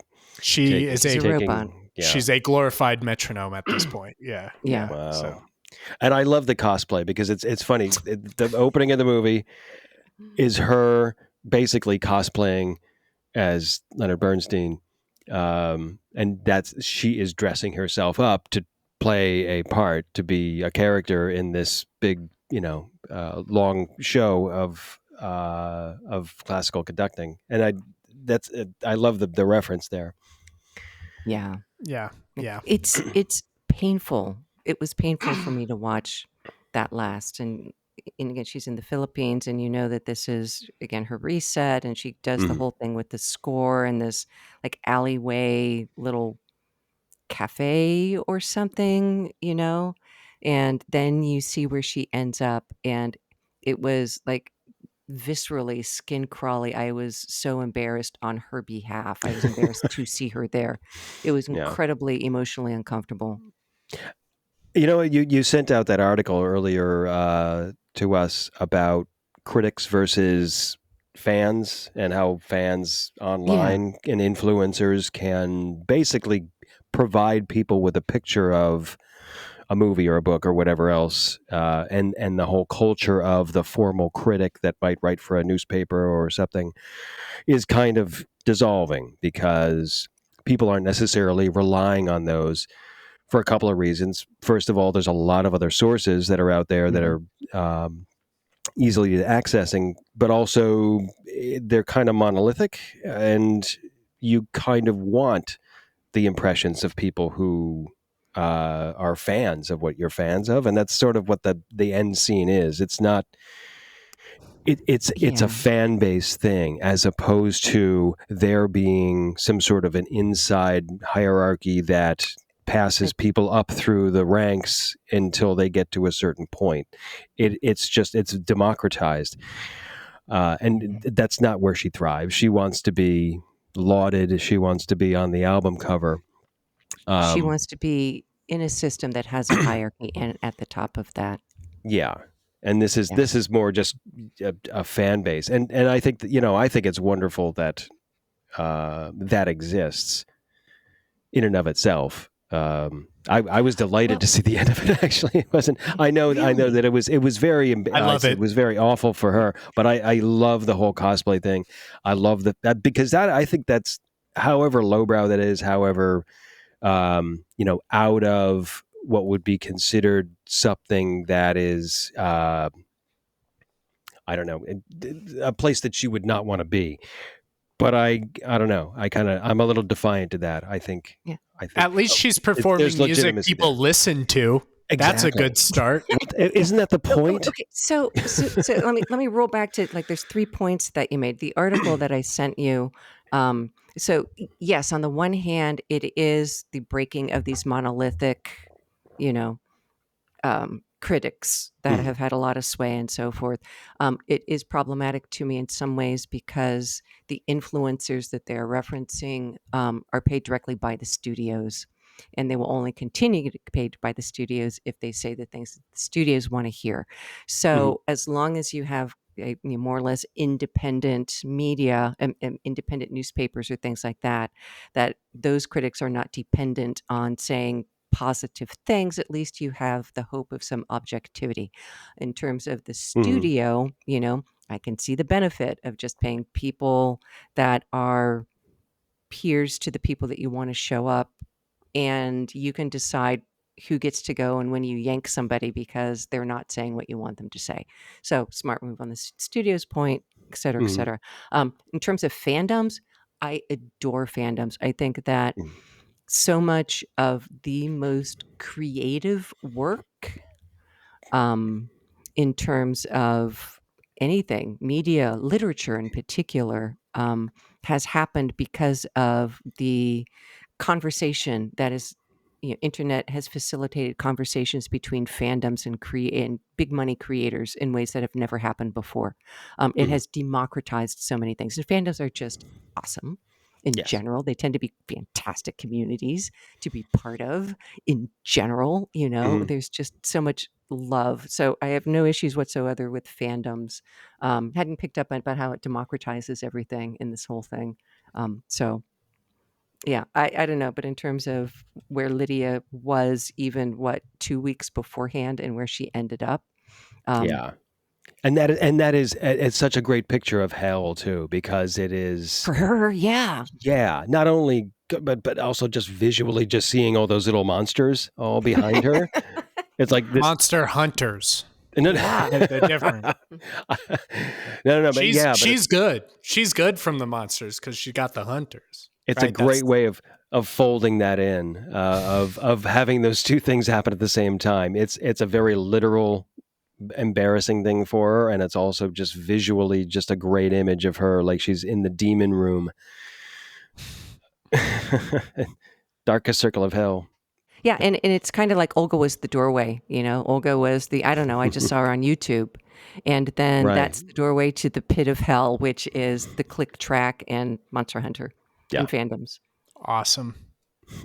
Yeah, for her though. We could probably talk about this movie for 4 hours, 5 hours, right? I still have notes. Yeah, me too. I mean, we didn't hit like any of them, but I was going to say, why don't we get into final thoughts for this episode of Tar, and then we'll revisit Tar, because I think this movie actually gets better when you give it some time and space and rewatch. I know Molly and I have done that. Aaron, you watched it twice, but after a few months or a year or so, and you come back to it, it's like, how did I not notice that the first time? How did I not believe that the first time? And then you rewatch it and you're like, this is a text, baby. Yeah. This is a text that keeps giving. So, hey, Carlos, are you cool? I'm curious to hear the rest of Aaron's notes, just because, again, this was his first watch. Yeah, sure. There's not many more. There's a few. There's the apartment that she has with the wife. It's this brutalist architecture, and it's great because you know from looking at that how echoey that must be, and you can see how haunted Tar is by every little noise. She hears a car honk on the street, and she wakes up and has to go to the piano to play it, and just how overwhelming that living in a concrete box must be for her. And it's such a great touch in terms of set design. This is not the place where she is comfortable in this kind of committed marriage, and she's not comfortable in the marriage bed, and you have that kind of metaphorically represented in just how that house is. It's not comfortable whenever she's in she's in the other apartment, and she's in other environments where It's just soothing. She's bathed in light, Mm-hmm. and that apartment is always dark. The first time she goes into it, she shuts all the lights off. It's Yeah. it's a great representation of discomfort. I mean, And go ahead, Molly. oh, yeah, well, I mean, like turning all the lights off. It's almost as if she doesn't want to see the marriage, the Yeah, spouse, that like that form of life. La la la. I right. can't see you. And the fact that she's stealing her wife's anxiety medication. Yeah. It's just like Who she doesn't? wants not the whole damn bottle. This entire podcast empire could be brought down if the wrong people know about my scripts. She has to turn off the lights because she was unaware of the profit sharing coordination that her wife had with the utility company. Remember, that's in the movie. That's literal. So just keep that in mind, because they have amazing lights, by the way. One of my notes is I never fail to love the giant purple spotlight thing they have. Oh yeah, It's in the room that they first like a talk big about. lantern or something. I'm like, what the hell is that? God, the Germans, they're just up to stuff, man. They're says a I'm lot good of people through history. Oh The God! Germans All right, are all right. Let's up move to to That's an final edit. thoughts. I'm ready. My final thoughts are incredible movie. I talked a lot in this podcast because this is just really one of my favorite movies. And I think every time I watch it, I'm going to feel older and wiser. And I think that's a good thing versus every time I watch, I don't know, Surf's Up, I feel older and dumber. So this movie is different. There's one point in the movie where she runs off to go box in the gym for 5 minutes and then comes back. And she comes back and she said, "I'm working out a kink," because she's frustrated about her affairs. And I thought that was something that I didn't get on the first watch. This double entendre of I'm gonna go. Oh yeah. I'm gonna exercise my affairs from my life by punching things and working out a Yeah. kink.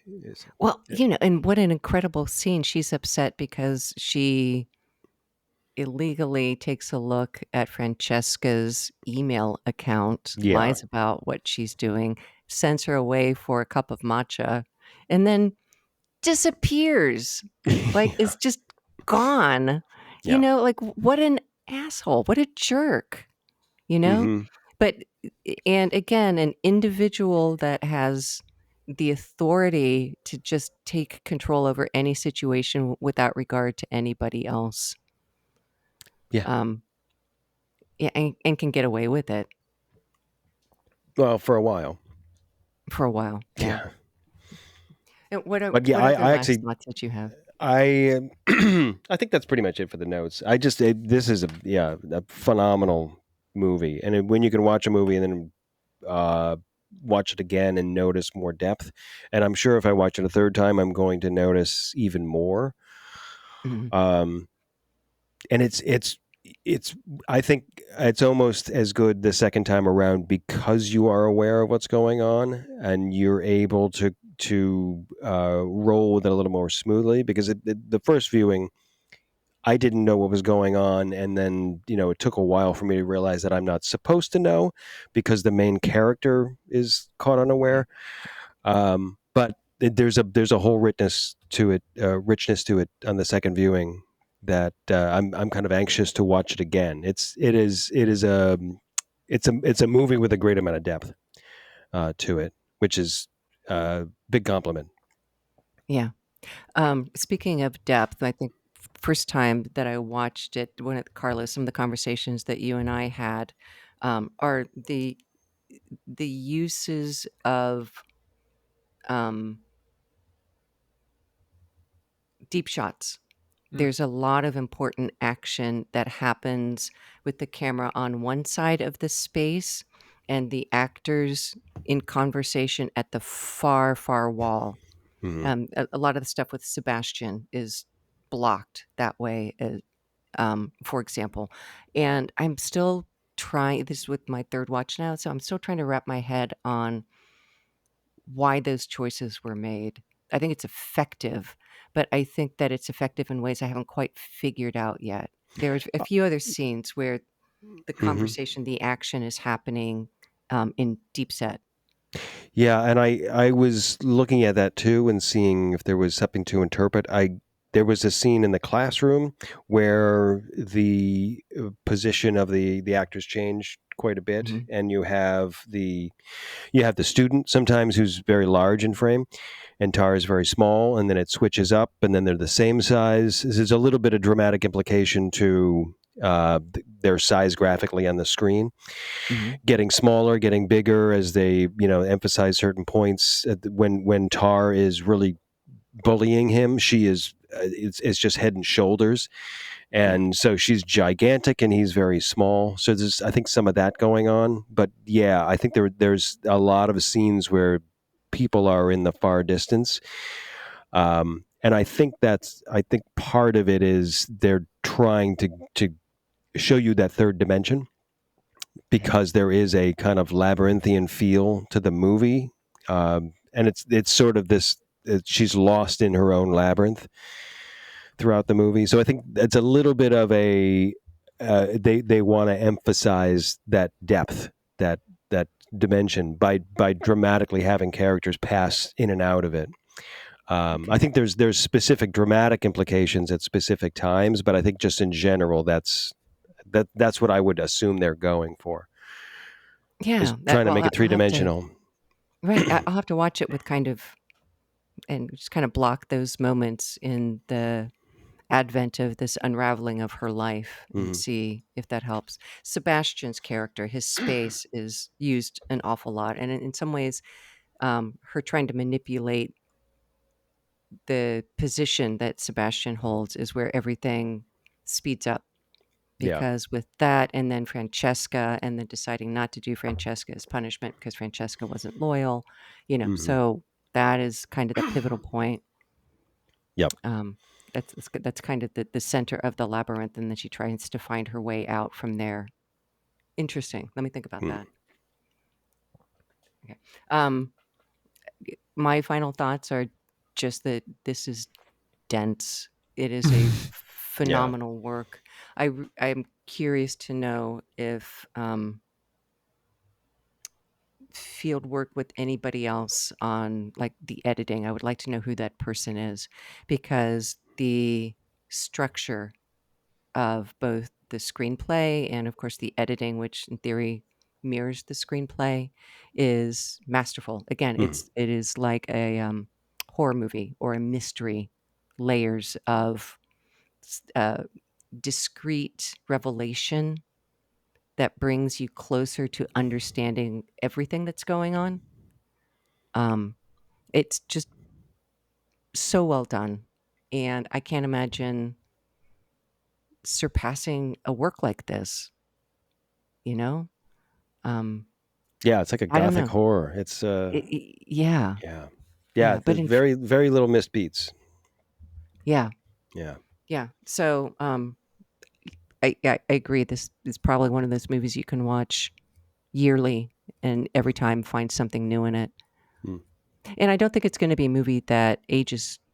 Some movies like are of their time and period, but I just don't see where this one will necessarily age, because the conversation around structures of power, we're still deep in the post-romantic era, Right. you know. So, Carlos, you. Great film. That'll do Very good it. movie. All I right. love it. As I said throughout, just every time I glean more from it. I'm glad you guys enjoyed it so much. I'm happy you picked it because yeah, it's blown away. Good movie. Should we go into what else we watched? Yeah, Carlos, what else did you watch?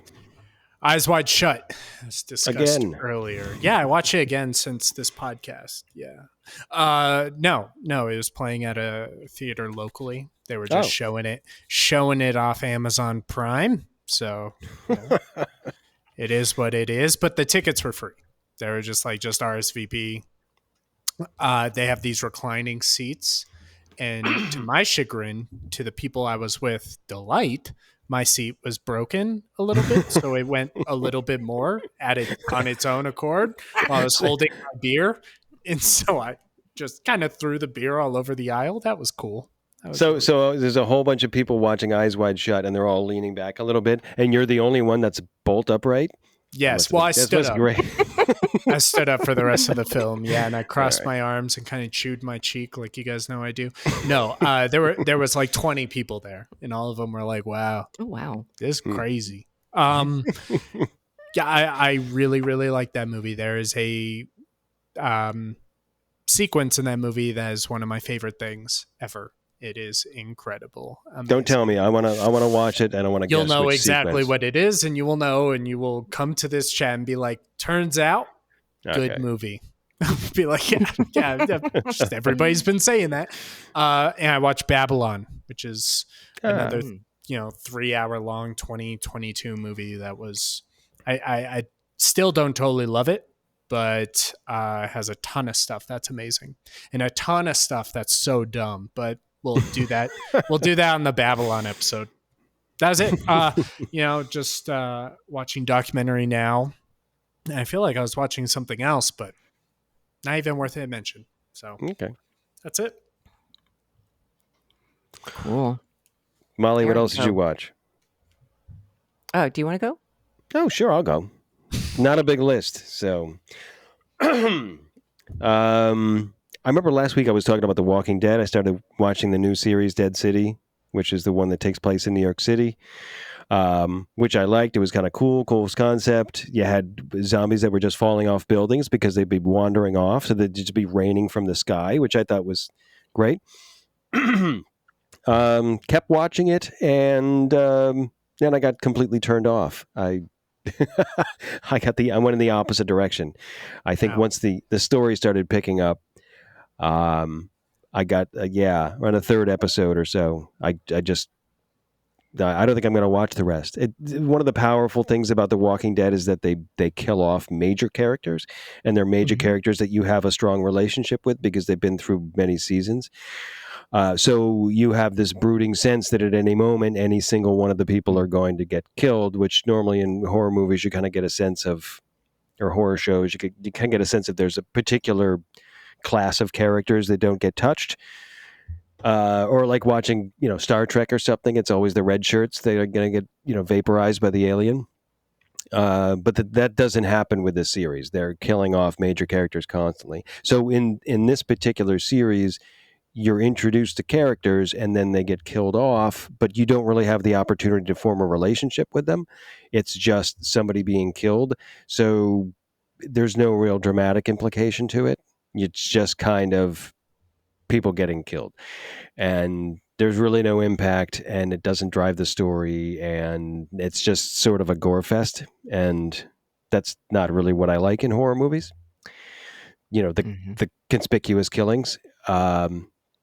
So anyway, I got a little turned off by that. But started watching the show Murderville. Not sure if it's Will Arnett. It's a very funny show. It's on Netflix. There's only 6 episodes. It's kind of like a murder mystery where there's a bunch of actors that perform a murder mystery, and then they have a guest actor who doesn't know what's going on, and they have to figure out who committed the murder in this murder mystery. And it's an improv comedy sort of a thing. Oh, that sounds interesting. Hilarious. Yeah. If you want to drop in and just grab any particular episode, they're only like 20 minutes long. They're really tight. Sharon Stone did one as the guest. Conan O'Brien. It's a couple other people. But it's smart, and it's cute, and they're succinct little mysteries. I think, Molly, you'd like it. It's campy as hell, and Will Arnett is brilliant. I'm a big fan of camp, and I think I realized that most of the things that I've liked over the last year and a half, I've ended up describing as smart. It is smart. Yeah. It's an improv too. So you get to see improv. Yeah. You get to see people that are placed in this dramatic situation, and they try to improv their way through it. At the same time, they're playing a game. So it's delightful. It's worth watching. It's worth watching. Yeah. And then I read the new Trump indictment. Ha, ha, ha, ha, ha. The brand new one about the January 6th stuff. It's a tight 45 pages. Great read. I encourage anyone to read it because I think what has been happening over the last couple of years is you get a little piece of information here and there out of time. All of those things you're already probably familiar with, but seeing them all laid out, you get to see it in clear continuity. So very worthwhile just to get your head straight. I encourage you to read it. It's Oh yeah, it's a I good read. did. Oh, It you did? is- Oh. yeah. All So right, that's it for me. this- So, Molly, what else did you watch? Scintillating no. movie talk, but yes. Continue. I'll probably cut a lot of that out. That's okay. So, anyways, this has been our episode on Babe. No, go ahead, Molly. Yeah, really. No. So I did the indictment and a kind of a couple of podcasts, emergency podcasts around the indictment. So that was interesting. Excuse me. I read Mr. Mercedes by Stephen King, which I seem to continue on this. What the hell is going on in Molly's brain? It's definitely not the type of thing. It's good. It is really good. I mean, as you guys know, I'm not a horror person. Mm-hmm. By nature, I have 10 very effective safety fingers that I put in front of my eyes for lots of movies because I'm not a horror person. But this is more just a whodunit. This is a detective novel. So there's no supernatural actions. There is a serial killer in here. And it's a sweet book. And so there's two things about Stephen King. He does an incredible job at just constructing a really, really good story. The pacing and the plot and the elements and what you learn about who's doing what in different times. He does a fantastic job of creating believable human beings. And it's in kind of I know that he kind of gets maybe not talked about, but I always kind of think of it as kind of like he writes blue collar characters. Mm-hmm. They're just average people. They're not, like the the daughter of the divorced architect that goes to New York to become an intern at a major publishing house that falls in love with the son of the Italian diplomat or shit like that. He writes about truck drivers, or people that have lost their jobs. But the book is really, really sweet. His compassion for the characters that he depicts in this were great, and it's just a great murder mystery. And there were two follow-up books, and I tried both of them, but then they skated into Stephen King supernatural horror stuff, and I noped out of those. So, I earlier this week I tossed to Carlos website of a woman that has just gone through, it seems like, all of the media, and she just lists movies and TV shows that are either made by women or that focus on female characters and female situations. And so I just chose one of those. It was an Australian TV series that's streaming on Amazon called Tropo, Troppo, and written, directed, and starring a story about a woman. And it's a solid B. It's an Australian production. I really like a lot of the sound design, just the background sounds of just this immense, birds and insects and so forth. Is The very bush. much of there's the bush. Yeah, it's very much of the place, and they do that consistently throughout it. So you have a sense that it's not just a story about characters, but it's a story about these events that happen in a particular place. Mhm. And the first, like I said, the whole thing, it was like a solid B. But the first episode I liked an awful lot because they spend a surprising amount of time with like no dialogue, that you're just watching certain characters do certain things. So you have to be there and you have to pay attention and you have to watch these people doing things in their own world, like without any of the expository. So that is brilliant. And there's a pacing to the first episode that I liked. It's so slow and it has a certain heat to it. It reminded me of walking around New Orleans at the end of August. It's just everything has to move slowly, you're moving forward, but it's kind of sticky, but it seems appropriate for what's being revealed. Anyway, the first episode was definitely my my favorite, and I'm glad I checked it out. Other than that, I tried a couple of other audiobooks. I was trying to take a look at some authors that are from Latin America, and I will tell you the audiobook world still continues to have a huge problem with representation. And there are so many talented actors and voice actors out there, and why on earth you cannot hire um, a person that has from a Latin American country that can speak English to actually narrate some of these books is beyond me. Like one of them that I was just wanted to revisit was 100 Years of Solitude, and they hired a British actor, a man with a British accent, and it's just we can do so much better. So I know It won the Nobel Prize, so they got to drag it into Europe. That's all. Right, and and like there's a certain element about that does get into colonization and so forth. So why don't we hire a British dude to narrate it?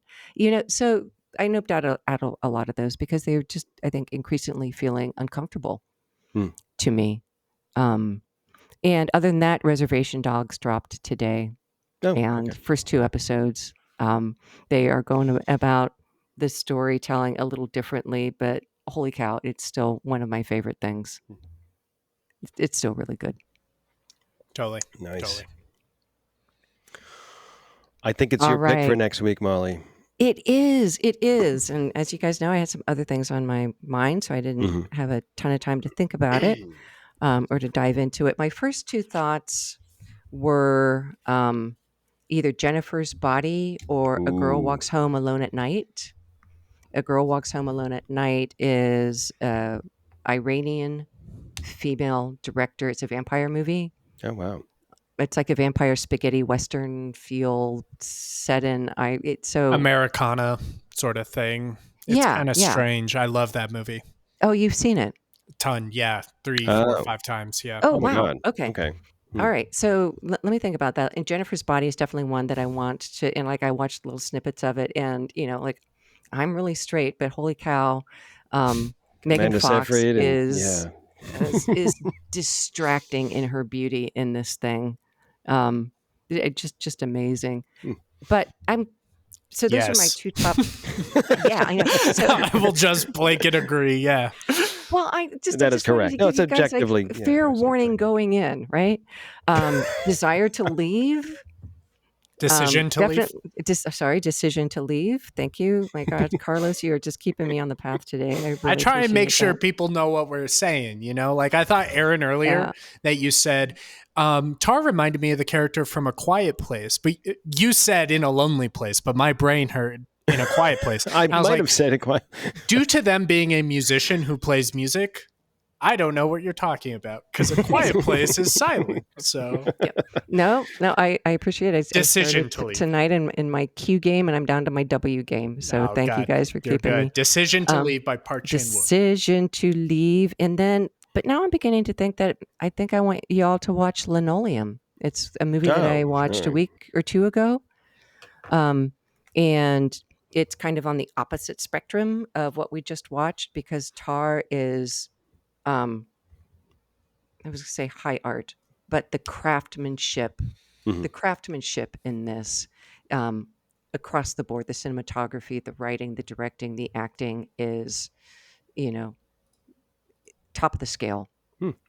And this is not. This is a smaller film. I think it's a director in his earlier part of his career, lower budget.